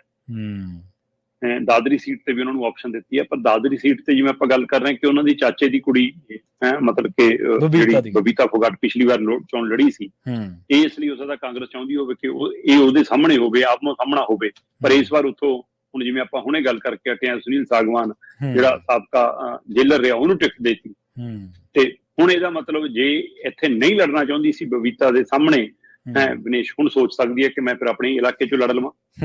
ਹੁਣ ਉਹ ਦਾਦਰੀ ਸੀਟ ਲੜ ਵੀ ਸਕਦੀ ਹੈ, ਜਾਂ ਦੂਸਰੀ ਸੀਟ ਜਿਹੜੀ ਦਾਦਰੀ ਦੀ ਖੋਰ ਹੈ ਚਰਖੀ ਦਾਦਰੀ, ਉੱਥੋਂ ਲੜ ਸਕਦੀ ਹੈ। ਪਰ ਜਿਹੜੀ ਤੀਸਰੀ ਆਪਸ਼ਨ ਦਿੱਤੀ ਹੈ ਉਹਨੂੰ, ਉਹ ਉਹਦੇ ਸਹੁਰਿਆਂ ਦੇ ਪਿੰਡੋਂ ਹੈ। ਠੀਕ ਹੈ ਜੀ। ਉਹਦਾ ਸਹੁਰਿਆਂ ਦਾ ਪਿੰਡ ਜੀਂਦ ਇਲਾਕੇ ਚ ਆਉਂਦਾ, ਤੇ ਜੀਂਦ ਦੀ ਜਲਾਨਾ ਵਿਧਾਨ ਸਭਾ ਸੀਟ ਹੈ, ਜਿੱਥੋਂ ਉਹਨਾਂ ਨੂੰ ਆਪਸ਼ਨ ਦਿੱਤੇ ਆ, ਤੇ ਜ਼ਿਆਦਾ ਆਸਾਰ ਬਣ ਰਹੇ ਨੇ ਕਿ ਉਹ ਜੀਂਦ ਦੀ ਜਲਾਨਾ ਸੀਟ ਤੋਂ ਚੋਣ ਲੜ ਸਕਦੇ ਆ। ਇਸੇ ਤਰ੍ਹਾਂ ਬਜਰੰਗ ਪੁਨੀਆ ਹੋਰਾਂ ਨੂੰ ਵੀ ਕਹਿੰਦੇ ਕਾਂਗਰਸ ਨੇ ਆਪਸ਼ਨਾਂ ਦਿੱਤੀਆਂ ਵੀ, ਪਰ ਉਹ ਜਿਹੜੀਆਂ ਆਪਸ਼ਨਾਂ ਤੇ ਆਪ ਲੜਨਾ ਚਾਹੁੰਦੇ ਸੀ ਉੱਥੋਂ ਇਨਕਾਰ ਹੋ ਗਿਆ ਉਹਨਾਂ ਨੂੰ। ਠੀਕ ਹੈ। ਕਹਿੰਦੇ ਬਜਰੰਗ ਪੁਨੀਆ ਚਾਹੁੰਦਾ ਸੀ ਕਿ ਸੋਨੀਪਤ ਤੋਂ ਮੈਨੂੰ ਲੜਾ ਦਿਓ, ਉਹ ਕਹਿੰਦੇ ਨਹੀਂ ਵੀ ਸੋਨੀਪਤ ਤੋਂ ਸਾਡਾ ਹੀ ਲੀਡਰ ਲੜੂਗਾ, ਅਸੀਂ ਤੈਅ ਕੀਤਾ ਹੋਇਆ। ਵੈਸੇ ਉਹ ਈਡੀ 'ਚ ਘਿਰਿਆ ਤੇ ਪਤਾ ਨਹੀਂ ਉਹ ਲੜਨ ਦੀ ਸਮਰੱਥਾ 'ਚ ਹੋਊਗਾ ਵੀ ਕਿ ਨਾ ਹੋਵੇ। ਬਿਲਕੁਲ ਸਹੀ। ਪਰ ਕਹਿੰਦੇ ਜੇ ਉਹ ਨਾ ਹੋਇਆ ਤਾਂ ਉਹਦੇ ਪਰਿਵਾਰ ਚੋਂ ਟਿਕਟ ਦੇਵਾਂਗੇ, ਪਰ ਉੱਥੋਂ ਬਾਹਰ ਨਹੀਂ ਜਾਣਾ ਸੀ। ਫੇਰ ਕਹਿੰਦੇ ਉਹ ਕਹਿੰਦਾ ਠੀਕ ਹੈ, ਝੱਜਰ ਦੀ ਬਾਦਲੀ ਸੀਟ ਤੋਂ ਮੈਨੂੰ ਟਿਕਟ ਦੇ ਦਿਓ। ਕਾਂਗਰਸ ਕਹਿੰਦੀ ਨਹੀਂ ਵੀ ਉੱਥੋਂ ਅਸੀਂ ਬ੍ਰਾਹਮਣ ਚਿਹਰਾ ਤੈਅ ਕਰ ਚੁੱਕੇ ਹਾਂ, ਉਹ ਅਸੀਂ ਭਾਈਚਾਰਾ ਨਾਰਾਜ਼ ਨਹੀਂ ਕਰਨਾ, ਇਸ ਲਈ ਅਸੀਂ ਉੱਥੇ ਨਹੀਂ ਸੀਟ ਛੇੜਨੀ। ਠੀਕ ਹੈ। ਫੇਰ ਕਹਿੰਦੇ ਬਜਰੰਗ ਪੁਨੀਆ ਦੇ ਲਈ 2 ਸੀਟਾਂ ਰੱਖ ਲਈਆਂ, ਬਹਾਦਰਗੜ੍ਹ ਤੇ ਭਵਾਨੀ। ਠੀਕ ਹੈ ਜੀ। ਭਿਵਾਨੀ ਤੇ ਬਹਾਦਰਗੜ੍ਹ ਦੇ ਹਵਾਲੇ ਨਾਲ ਉਹਨੂੰ ਕਹਿਤਾ ਕਿ ਆ 2 ਸੀਟਾਂ ਚੋਂ ਜਿਹੜੀ ਸੀਟ ਤੂੰ ਲੜਨਾ ਚਾਹੁੰਦਾ ਦੱਸ ਦੇ, ਇਹ ਸੀਟਾਂ ਤੇਰੇ ਲਈ ਨੇ। ਦੋਏ ਜਾਟ ਭਾਈਚਾਰੇ ਬਹੁ ਗਿਣਤੀ ਵਾਲੀਆਂ ਸੀਟਾਂ ਨੇ। ਸੋ ਹੁਣ ਇਹ ਲਗਭਗ ਤੈਅ ਹੈ ਜੀ ਕਿ ਇਸ ਵਾਰ ਵਿਨੇਸ਼ ਫੁਗਾਟ ਤੇ ਬਜਰੰਗ ਪੁਨੀਆ ਕਾਂਗਰਸ ਦੀ ਟਿਕਟ ਤੇ ਚੋਣ ਦੰਗਲ 'ਚ ਨਿਤਰਨਗੇ। ਤੇ ਭਾਜਪਾ ਨੇ ਰੌਲਾ ਪਾਉਣਾ ਸ਼ੁਰੂ ਕਰ ਲਿਆ, ਕਿਉਂਕਿ ਇੱਕ ਪਾਸੇ ਆਮ ਆਦਮੀ ਪਾਰਟੀ ਨਾਲ ਗੱਠਜੋੜ ਦੀਆਂ ਗੱਲਾਂ ਤੁਰ ਪਈਆਂ। ਪਤਾ ਲੱਗ ਰਿਹਾ ਕਿ ਆਮ ਆਦਮੀ ਪਾਰਟੀ 10 ਸੀਟਾਂ ਤੇ ਮੰਨਣ ਨੂੰ ਤਿਆਰ ਹੈ। ਠੀਕ ਹੈ। ਵੈਸੇ ਮਤਲਬ ਕਿ ਇੱਕ MP ਸੀਟ ਤੇ ਲੜੇ ਸੀ ਤਾਂ 9 ਵਿਧਾਨ ਸਭਾ ਹਲਕੇ ਹੁੰਦੇ ਆ, ਤਾਂ 9 ਸੀਟਾਂ ਬਣਦੀਆਂ ਉਹਨਾਂ ਦੀਆਂ ਉਸ ਹਵਾਲੇ ਨਾਲ ਵੀ ਸੋਚੀਏ, ਹੈ ਨਾ। ਬੇਸ਼ੱਕ ਉਹ ਇੱਕ ਸੀਟ ਜਿੱਤੇ ਨਹੀਂ, ਪਰ 9 ਵਿਧਾਨ ਸਭਾ ਸੀਟਾਂ ਤੇ ਬਣਦਾ। ਪਰ ਉਹਨਾਂ ਨੇ 10 ਮੰਗੀਆਂ ਤੇ ਕਹਿੰਦੇ ਕਾਂਗਰਸ 4 ਤੋਂ 5 ਦੇਣ ਲਈ ਤਿਆਰ ਹੈ। ਠੀਕ ਹੈ। ਤੇ ਇਹ 5 ਜਾਂ 6 ਤੇ ਰਾਜੀ ਵੀ ਹੋ ਸਕਦੇ ਆ, ਪਰ ਇਹ ਤੋਂ ਅਗਾਂਹ ਨਹੀਂ ਜਾਣਾ ਚਾਹੁੰਦੇ, ਕਿਉਂਕਿ ਹੁੱਡਾ ਕਹਿੰਦੇ ਮੈਂ ਤਾਂ 2 ਜਾਂ 3 ਦਊਂਗਾ, ਇਹ ਤੋਂ ਵੱਧ ਨਹੀਂ। ਪਰ ਇਹ ਸਾਰੀ ਪ੍ਰਕਿਰਿਆ ਦੇ ਦਰਮਾਨ ਪਤਾ ਇਹ ਵੀ ਲੱਗ ਰਿਹਾ ਕਿ CPI ਨੂੰ ਇੱਕ ਸੀਟ ਛੱਡਣ ਲਈ ਕਾਂਗਰਸ ਤਿਆਰ ਹੈ, ਠੀਕ ਹੈ, CPM ਨੂੰ ਇੱਕ ਸੀਟ ਛੱਡਣ ਲਈ ਤਿਆਰ ਹੈ, ਸਮਾਜਵਾਦੀ ਪਾਰਟੀ ਨੂੰ ਇੱਕ ਸੀਟ, NCP ਨੂੰ ਇੱਕ ਸੀਟ, 4 ਸੀਟਾਂ ਇਹਨਾਂ ਨੂੰ ਛੱਡਣ ਨੂੰ ਤੇ 5 ਉਹਨਾਂ ਨੂੰ, ਮਤਲਬ ਟੋਟਲ 9 ਛੱਡਣ ਲਈ ਉਹ ਤਿਆਰ ਹੈ, 9 ਤੋਂ ਵੱਧ ਨਹੀਂ ਜਾ ਰਹੇ। ਠੀਕ ਹੈ। ਤੇ ਇਹ ਜਦੋਂ ਕਿ 10 ਆਮ ਆਦਮੀ ਪਾਰਟੀ, ਰਾਘਵ ਚੱਡਾ ਦੀ ਕੱਲ ਮੀਟਿੰਗ ਖੋਲੀ ਹੈ, ਜਦੋਂ ਕਿ ਕਾਂਗਰਸ ਲੀਡਰਸ਼ਿਪ ਨਹੀਂ ਚਾਹੁੰਦੀ ਕਿ ਕਿਸੇ ਨਾਲ ਗੱਠਜੋੜ ਹੋਵੇ। ਸੋ ਇੱਕ ਪਾਸੇ ਇਹ ਪ੍ਰਕਿਰਿਆ ਨੂੰ ਲੈ ਕੇ ਭਾਜਪਾ ਨੇ ਹਮਲਾ ਬੋਲਿਆ ਕਾਂਗਰਸ ਤੇ ਕਿ ਬਈ ਇਹਦਾ ਤੁਸੀਂ ਡਰ ਗਏ ਜੀ, ਤੁਸੀਂ ਹੁਣ ਗੱਠਜੋੜ 'ਚ ਜਾ ਰਹੇ ਹੋ। ਕਿ ਦੂਸਰੇ ਪਾਸੇ ਉਹ ਹੁਣ ਸੋਸ਼ਲ ਮੀਡੀਆ ਤੇ ਬਨੇਸ਼ ਫੁਗਾੜ ਦੇ ਹਵਾਲੇ ਨਾਲ ਹਮਲਾ ਕਰ ਰਿਹਾ ਕਿ ਲਓ ਜੀ ਇਹ ਤਾਂ ਪਹਿਲਾਂ ਹੀ ਪਤਾ ਲੱਗ ਗਿਆ ਸੀਗਾ ਜੀ ਕਿ ਕਾਂਗਰਸ ਵੱਲੋਂ ਖੇਡੂਗੀ ਜੀ, ਇਹ ਤਾਂ ਜਿਵੇਂ ਹੀ ਦਪਿੰਦਰ ਹੁੱਡਾ ਨੇ ਸਵਾਗਤ ਕੀਤਾ ਸੀ ਜਦੇ ਤੈਅ ਸੀ ਜੀ। ਤੇ ਉਧਰ ਕਾਂਗਰਸੀ ਜਵਾਬ ਦੇ ਰਹੇ ਨੇ ਕਿ ਅੱਛਾ ਮਤਲਬ ਜੇ ਸਾਡੇ ਕੰਨਿਓ ਫੁਗਾੜ ਭੈਣ ਲੜੇ ਤਾਂ ਉਹ ਰਾਜਨੀਤੀ ਆ, ਜੇ ਤੁਹਾਡੇ ਕੰਨਿਓ ਬਬੀਤਾ ਲੜੇ ਫਿਰ ਉਹ ਦੇਸ਼ ਸੇਵਾ ਕਹਿੰਦੇ ਹੈ, ਤੇ ਤੁਸੀਂ ਸਵਾਗਤ ਕਰੋ ਫਿਰ ਦੇਸ਼ ਸੇਵਾ। ਇਸ ਲਈ ਹੁਣ ਇਹ ਸੋਸ਼ਲ ਮੀਡੀਆ ਤੇ ਆਪਸੀ ਤਾਨੇ ਮਿਹਣੇ ਤੰਜ ਦੀ ਰਾਜਨੀਤੀ ਵੀ ਸ਼ੁਰੂ ਹੋ ਗਈ ਆ ਫੁਗਾੜ ਭੈਣਾਂ ਨੂੰ ਲੈ ਕੇ। ਜੀ ਬਿਲਕੁਲ। ਆਪਾਂ ਜਾਂਦਿਆਂ ਦੀ ਗੱਲ ਕਰੀਏ ਹਵਾਈ ਅੱਡਿਆਂ ਤੇ ਜਿਹੜੇ ਡਾਟਾ ਲੀਕ ਹੋ ਰਿਹਾ ਉਹਨਾਂ ਘਟਨਾਵਾਂ ਦੇ ਬਾਰੇ ਜਾਂ ਉਹਨਾਂ ਮਸਲਿਆਂ ਦੇ ਬਾਰੇ। ਭਾਰਤ ਦੇ ਹਵਾਈ ਅੱਡਿਆਂ ਤੋਂ ਜਿਹੜੇ ਉਡਾਣ ਭਰਦੇ ਨੇ ਯਾਤਰੂ, ਕਹਿੰਦੇ ਉਹਨਾਂ ਦਾ ਨਿੱਜੀ ਡਾਟਾ ਲੀਕ ਹੋ ਰਿਹਾ, ਕੀ ਵਾਕਈ ਇਹ ਗੱਲ ਸਹੀ ਹੈ ਸ਼ਰਮਾ ਜੀ? ਪ੍ਰਵੀਨ ਜੀ ਇਹ ਪਹਿਲੂ ਬਹੁਤ ਖਾਸਾ ਗੰਭੀਰ ਹੈ। ਭਾਰਤ ਦੇ ਹਵਾਈ ਅੱਡਿਆਂ ਤੇ ਜਦੋਂ ਯਾਤਰੂ ਜਾਂਦੇ ਨੇ, ਮਤਲਬ ਉਡਾਨ ਭਰਨ ਦੇ ਪਹਿਲਾਂ ਐਂਟਰੀ ਕਰਨ ਦੀ 에ਅਰਪੋਰਟ ਦੇ ਉੱਤੇ, ਤਾਂ ਉੱਥੇ ਉਹਨਾਂ ਨੂੰ ਕਿਹਾ ਜਾਂਦਾ ਹੈ ਕਿ ਡਿਜੀ ਯਾਤਰਾ ਐਪ ਡਾਊਨਲੋਡ ਕਰ ਲਓ। ਠੀਕ ਹੈ। ਡਿਜੀ ਯਾਤਰਾ ਐਪ ਰਾਹੀਂ ਐਂਟਰੀ ਕਰੋ ਜੀ। ਡਿਜੀ ਯਾਤਰਾ ਇੱਕ ਫਾਊਂਡੇਸ਼ਨ ਹੈ, ਪ੍ਰਾਈਵੇਟ ਫਾਊਂਡੇਸ਼ਨ ਹੈ। ਅੱਜ ਦੀ ਤਰੀਕ 'ਚ ਭਾਰਤ ਦੇ 5 에ਅਰਪੋਰਟ ਤੇ ਇਹਨਾਂ ਦਾ ਕਬਜ਼ਾ ਹੈ। ਠੀਕ ਹੈ। ਮਤਲਬ ਕਬਜ਼ੇ ਦਾ ਮਤਲਬ ਇਹਨਾਂ ਦੇ ਕੰਟਰੋਲ 'ਚ, ਇਹਨਾਂ ਕੋਲ ਠੇਕੇ ਤੇ ਨੇ, ਇਹਨਾਂ ਇਹੀ ਮਾਲਕ ਨੇ ਉਹਦੇ। ਹਾਂਜੀ। ਪਰ ਜਿਹੜਾ ਡਿਜੀ ਯਾਤਰਾ ਐਪ ਆ ਉਹ ਭਾਰਤ ਦੇ 13 에ਅਰਪੋਰਟਾਂ ਤੇ ਐਕਟਿਵ ਹੈ। ਜੀ ਜੀ, ਠੀਕ ਹੈ। ਜਿਹੜੇ 5 에ਅਰਪੋਰਟ 'ਚ 73% ਹਿੱਸੇਦਾਰੀ ਇਹਨਾਂ ਦੀ ਹੈ, ਉੱਥੇ ਤਾਂ ਇਹਨਾਂ ਦਬਦਬਾ ਹੈ ਹੀ ਆ। ਉਹ ਤੋਂ ਬਿਨਾਂ ਬਾਕੀ 에ਅਰਪੋਰਟ ਦੇ ਉੱਤੇ ਵੀ ਐਂਟਰੀ ਕਰਨ ਲੱਗਿਆ ਤੁਹਾਨੂੰ ਕਿਹਾ ਜਾਂਦਾ ਕਿ ਡਿਜੀ ਯਾਤਰਾ ਐਪ ਰਾਹੀਂ ਐਂਟਰੀ ਕਰੋਗੇ ਤਾਂ ਐਂਟਰੀ ਆਸਾਨ ਹੋ ਜੂਗੀ, ਤੁਸੀਂ ਜਹਾਜ਼ ਤੱਕ ਪਹੁੰਚਣਾ ਤੁਹਾਨੂੰ ਆਸਾਨ ਹੋ ਜੂਗਾ, ਕਿਸੇ ਲਾਈਨ 'ਚ ਲੱਗਣ ਦੀ ਲੋੜ ਨਹੀਂ, ਕਿਸੇ ਭੀੜ 'ਚ ਵੜਨ ਦੀ ਲੋੜ ਨਹੀਂ। ਜਦੋਂ ਕਿ ਇਹ ਐਪ ਡਾਊਨਲੋਡ ਕਰਨਾ ਲਾਜ਼ਮੀ ਨਹੀਂ ਹੈ। ਤੁਸੀਂ ਕਿਸੇ ਨੂੰ ਮਜਬੂਰ ਨਹੀਂ ਕਰ ਸਕਦੇ। ਜੇ ਕੋਈ ਇਨਕਾਰ ਕਰਦਾ ਫਿਰ ਉਹਨੂੰ ਕਹਿੰਦੇ ਜੀ ਠੀਕ ਹੈ, ਫਿਰ ਫਲਾਣੇ ਗੇਟ ਰਾਹੀਂ ਐਂਟਰੀ ਕਰੋ। ਉਹਨਾਂ ਲਈ ਗੇਟ ਸੀਮਤ ਕਰਤੇ। ਜਿਵੇਂ ਆਪਾਂ ਕਹਿੰਦੇ ਆ ਨਾ ਕਿ ਇਹ ਲੋਕਾਂ ਨਾਲ ਧੋਖਾ ਕਿ ਗੱਡੀਆਂ ਤੇ ਜੇ ਫਾਸਟੈਗ ਨਹੀਂ ਲੱਗਿਆ ਤਾਂ ਇੱਕੋ ਲਾਈਨ ਹੈ ਜੀ ਪੇਮੈਂਟ ਲਈ, ਤੋਂ ਵੀ ਦੁੱਗਣਾ ਪੈਸਾ। ਕਿਉਂ ਬਈ? ਪੈਸੇ ਦੀ ਵੈਲਿਊ ਤਾਂ ਉਨੀ ਹੋ ਹੈ। ਹਾਂ ਬਿਲਕੁਲ। ਬੰਦਾ ਅਗਲੇ ਦਾ ਬਿਲਕੁਲ ਆਪਣਾ ਸਮਾਂ ਖਰਾਬ ਕਰ ਰਿਹਾ, ਬੰਦਾ ਤਾਂ ਕਰੇ। ਤੁਸੀਂ ਉਦੋਂ ਡਬਲ ਜੁਰਮਾਨਾ। ਕਿ ਉਸੇ ਤਰ੍ਹਾਂ ਇੱਥੇ ਲੋਕਾਂ ਨੂੰ ਅਹਿਸਾਸ ਕਰਾਇਆ ਜਾਂਦਾ ਕਿ ਫਿਰ ਭੀੜ 'ਚ ਵੜ ਜਾਓ, ਤੇ ਭੀੜ ਦੇਖ ਕੇ ਲੋਕ ਉਸ ਗੇਟ ਦੇ ਉੱਤੇ ਡਿਜੀ ਐਪ ਕੰਨੀ ਨੂੰ ਆਉਂਦੇ ਨੇ। ਤੇ ਡਿਜੀ ਯਾਤਰਾ ਐਪ ਪ੍ਰਾਈਵੇਟ ਕੰਪਨੀ ਹੈ ਜਿਹੜੀ ਕਹਿੰਦੀ ਹੈ ਕਿ ਸਾਡੀ ਸ਼ਰਤ ਹੈ ਜੀ ਅਸੀਂ ਇਹ ਡਾਟਾ ਨਿੱਜੀ ਤੌਰ ਤੇ ਕਿਤੇ ਲੀਕ ਨਹੀਂ ਕਰਦੇ, ਕਿਸੇ ਨਾਲ ਸ਼ੇਅਰ ਨਹੀਂ ਕਰਦੇ, ਸਰਕਾਰ ਚਾਹੇ ਤਾਂ ਸਾਡੇ ਤੋਂ ਲੈ ਸਕਦੀ ਹੈ। ਪਰ ਪ੍ਰਵੀਨ ਜੀ ਨਿੱਜੀ ਕੰਪਨੀ ਹੈ, ਨਿੱਜੀ ਕੰਪਨੀ ਲਈ ਲੋਕ ਪਹਿਲਾਂ ਹੁੰਦੇ ਆ ਕਿ ਪ੍ਰੋਫਿਟ ਪਹਿਲਾਂ ਹੁੰਦਾ, ਸਭ ਨੂੰ ਪਤਾ। ਬਿਲਕੁਲ ਸਹੀ। ਹੁਣ ਤੱਕ ਹਰ ਰੋਜ਼ ਭਾਰਤ ਦੇ 에ਅਰਪੋਰਟ ਤੋਂ 30,000 ਬੰਦੇ ਮਤਲਬ ਆਪਣੇ ਚਿਹਰੇ ਨੂੰ ਸਕੈਨ ਕਰਾ ਕੇ ਐਂਟਰੀ ਕਰ ਰਹੇ ਆ ਹਰ ਰੋਜ਼। ਤੇ ਜੇ ਚਿਹਰੇ ਦੀ ਤੁਹਾਡੀ ਬਾਇਓਮੈਟ੍ਰਿਕ ਹੋ ਰਹੀ ਆ ਤਾਂ ਤੁਹਾਡੀ ਜਾਣਕਾਰੀ ਨਾਲ ਹੀ ਚਲੀ ਗਈ ਚਿਹਰੇ ਦੇ ਨਾਲ। ਠੀਕ ਹੈ। 50 ਲੱਖ ਲੋਕ ਹੁਣ ਤੱਕ ਮਤਲਬ ਇਹ ਐਪ ਡਾਊਨਲੋਡ ਕਰ ਚੁੱਕੇ ਆ। 50 ਲੱਖ ਲੋਕ ਐਪ ਡਾਊਨਲੋਡ ਕਰ ਚੁੱਕੇ ਆ, ਔਰ 2 ਕਰੋੜ 90 ਲੱਖ ਤੋਂ ਵੱਧ, ਮਤਲਬ ਆਪਣੇ ਗੱਲ ਕਰਦਿਆਂ ਵੀ ਕਿੰਨੇ ਹਜ਼ਾਰ ਲੋਕ ਐਂਟਰੀ ਕਰ ਗਏ ਹੋਣੇ ਨਾ। ਬਿਲਕੁਲ ਬਿਲਕੁਲ। 2 ਕਰੋੜ 90 ਲੱਖ ਤੋਂ ਵੱਧ ਲੋਕਾਂ ਨੇ ਆਪਣੇ ਫੇਸ ਬਾਇਓਮੈਟ੍ਰਿਕ ਰਾਹੀਂ 에ਅਰਪੋਰਟਾਂ ਦੇ ਅੰਦਰ ਦਾਖਲ ਹੋਏ ਨੇ। ਤੇ ਮਤਲਬ ਉਹਨਾਂ ਸਾਰਿਆਂ ਦਾ ਡਾਟਾ ਹੁਣ ਜਿਹੜੇ ਮਾਹਰ ਨੇ ਤਕਨੀਕੀ ਤੌਰ ਤੇ, ਉਹ ਕਹਿੰਦੇ ਜੀ ਡਿਜੀ ਯਾਤਰਾ ਵਾਲਿਆਂ ਨੇ ਆਪਣਾ ਕਾਰੋਬਾਰ ਦਾ ਪਸਾਰ ਕਰ ਲਿਆ। ਹੁਣ ਇਹ ਇਕੱਲੇ 에ਅਰਪੋਰਟ ਤੇ ਐਪ ਦਾ ਜਾਂ 에ਅਰਪੋਰਟਾਂ ਦਾ ਕੰਮ ਹੀ ਨਹੀਂ ਦੇਖਦੇ। ਇਹਨਾਂ ਨੇ ਹੁਣ ਸ਼ਾਪਿੰਗ ਮਾਲ ਵਾਲਿਆਂ ਨਾਲ ਵੀ ਸੈਟਿੰਗ ਹੈ, ਟੈਕਸੀਆਂ ਵੇਚਣ ਵਾਲਿਆਂ ਨਾਲ ਵੀ ਸੈਟਿੰਗ ਹੈ, ਕੈਬ ਵਾਲਿਆਂ ਨਾਲ ਵੀ ਸੈਟਿੰਗ ਹੈ, 에ਅਰਪੋਰਟ ਤੇ ਛੱਡਣ ਲਿਆਉਣ ਵਾਲਿਆਂ ਨਾਲ ਵੀ ਸੈਟਿੰਗ ਹੈ, ਹੋਟਲਾਂ ਵਾਲਿਆਂ ਨਾਲ ਵੀ ਹੈ। ਉਹ ਸਾਰੇ ਕਾਰੋਬਾਰ 'ਚ ਇਹਦਾ ਪਸਾਰ ਹੈ। ਇਹਦਾ ਮਤਲਬ ਡਾਟਾ ਉੱਥੇ ਵਰਤ ਹੋ ਰਿਹਾ, ਉਹ ਡਾਟੇ ਦੀ ਵਰਤੋਂ ਉੱਥੇ ਹੋ ਰਹੀ ਹੈ। ਤੇ ਇੱਕ ਮਾਹਰ ਨੇ ਬੜੇ ਕਮਾਲ ਦੀ ਨੁਕਤੇ ਤੋਂ ਗੱਲ ਸਾਂਝੀ ਕੀਤੀ। ਉਹ ਕਹਿੰਦੇ ਜੀ ਡਿਜੀ ਯਾਤਰਾ ਐਪ ਰਾਹੀਂ ਐਂਟਰੀ ਕਰਾਉਣ ਤੋਂ ਬਾਅਦ ਡਾਟਾ ਕਿੱਥੇ ਵਰਤਿਆ ਜਾ ਰਿਹਾ, ਇਹ ਤਾਂ ਕੋਈ ਜਵਾਬਦੇਹੀ ਨਹੀਂ ਹੈਗੀ। ਕੋਈ ਪੁੱਛਣ ਵਾਲਾ ਨਹੀਂ। ਪਰ ਕਹਿੰਦੇ ਕਿ ਉਹ ਆਸਾਨ ਬਣਾਉਣ ਪਿੱਛੇ ਇਹ ਵੀ ਇੱਕ ਪਹਿਲੂ ਹੈ ਕਿ ਬੰਦਾ ਛੇਤੀ 에ਅਰਪੋਰਟ ਦੇ ਅੰਦਰ ਵੜੂਗਾ, ਵੱਧ ਸਮਾਂ ਗੁਜ਼ਾਰੂਗਾ ਤਾਂ ਮਾਲ ਖਰੀਦੂਗਾ, ਉੱਥੇ ਸ਼ਾਪਿੰਗ ਕਰੂਗਾ।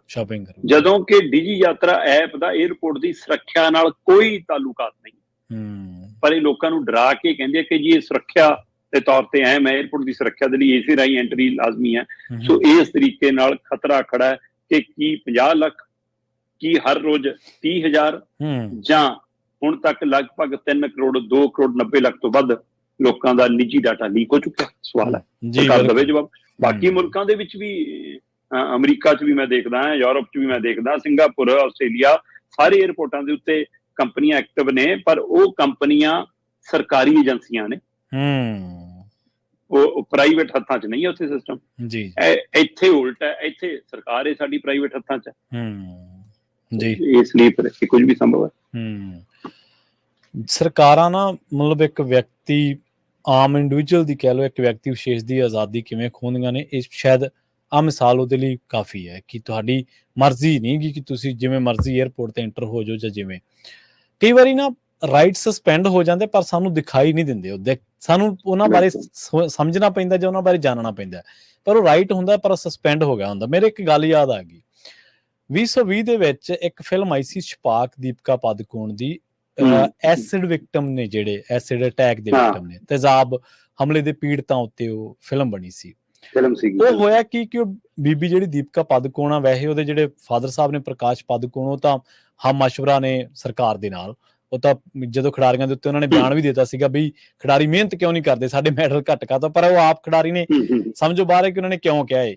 ਖੈਰ, ਉਹ ਬੀਬੀ ਚਲੀ ਗਈ JNU ਦੇ, ਜਦੋਂ ਪ੍ਰੋਟੈਸਟ ਹੋ ਰਹੇ ਸੀ ਉਹਨਾਂ ਦੇ ਵਿੱਚ, ਤੇ ਉਹ ਇੰਟਰਨੈਟ ਤੇ ਇਹ ਗੱਲ ਵਾਇਰਲ ਵੀ ਹੋਈ ਵੀ ਕੀ ਤੁਹਾਨੂੰ ਪਤਾ ਹੈ ਇਹ ਜਿਹੜੀ ਅਦਾਕਾਰ ਬੀਬੀ ਹੈ ਲੰਮੀ ਕਿਉਂ ਹੈ ਇੰਨੀ।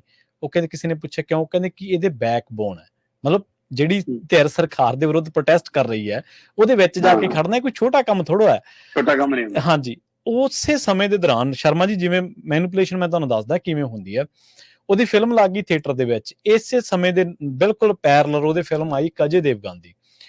ਥੀਏਟਰਾਂ ਨੇ, ਮਲਟੀਪਲੈਕਸਿਸ ਨੇ ਜਾਂ ਹੋਰ ਲੋਕਾਂ ਨੇ, ਉਹਨਾਂ ਨੇ ਕਿਹਾ ਕਿ ਲੋਕਾਂ ਨੂੰ ਮਜਬੂਰ ਕੀਤਾ ਕਿ ਤੁਸੀਂ ਆਹ ਛਪਾਕ ਦੀਆਂ ਟਿਕਟਾਂ ਨਾ ਲਓ, ਇਹ ਫਿਲਮ ਦੀ ਲਈ ਸਾਡੇ ਕੋਲੇ ਆਡੀਅנס ਨਹੀਂ, ਅਸੀਂ ਲਾ ਨਹੀਂ ਰਹੇ। ਹਾਲਾਂਕਿ ਉਹਨੂੰ ਸਕਰੀਨਾਂ ਮਿਲੀਆਂ ਹੋਈਆਂ ਸੀ, ਔਰ ਦੂਜੇ ਪਾਸੇ ਜ਼ਬਰਦਸਤੀ ਲੋਕਾਂ ਨੂੰ ਫਿਲਮ ਦਿਖਾਈ ਅਜੇ ਦੇਵਗਨ ਦੀ।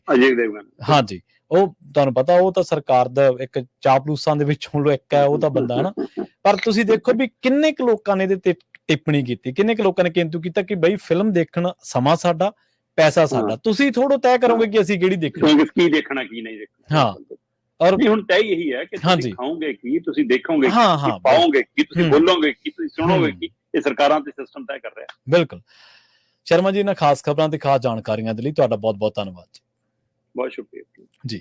ਪ੍ਰੋਗਰਾਮ ਖਬਰ ਤੇ ਨਜ਼ਰ ਨੂੰ ਆਪਾਂ ਇੱਥੇ ਹੀ ਸਮਾਪਤ ਕਰਾਂਗੇ। ਤੁਹਾਡਾ ਸਾਰਿਆਂ ਦਾ ਵੀ ਬਹੁਤ ਧੰਨਵਾਦ। ਸਤਿ ਸ਼੍ਰੀ ਅਕਾਲ। ਜੁੜੇ ਰਹੋ ਪੰਜਾਬੀ ਰੇਡੀਓ USA ਦੇ ਨਾਲ।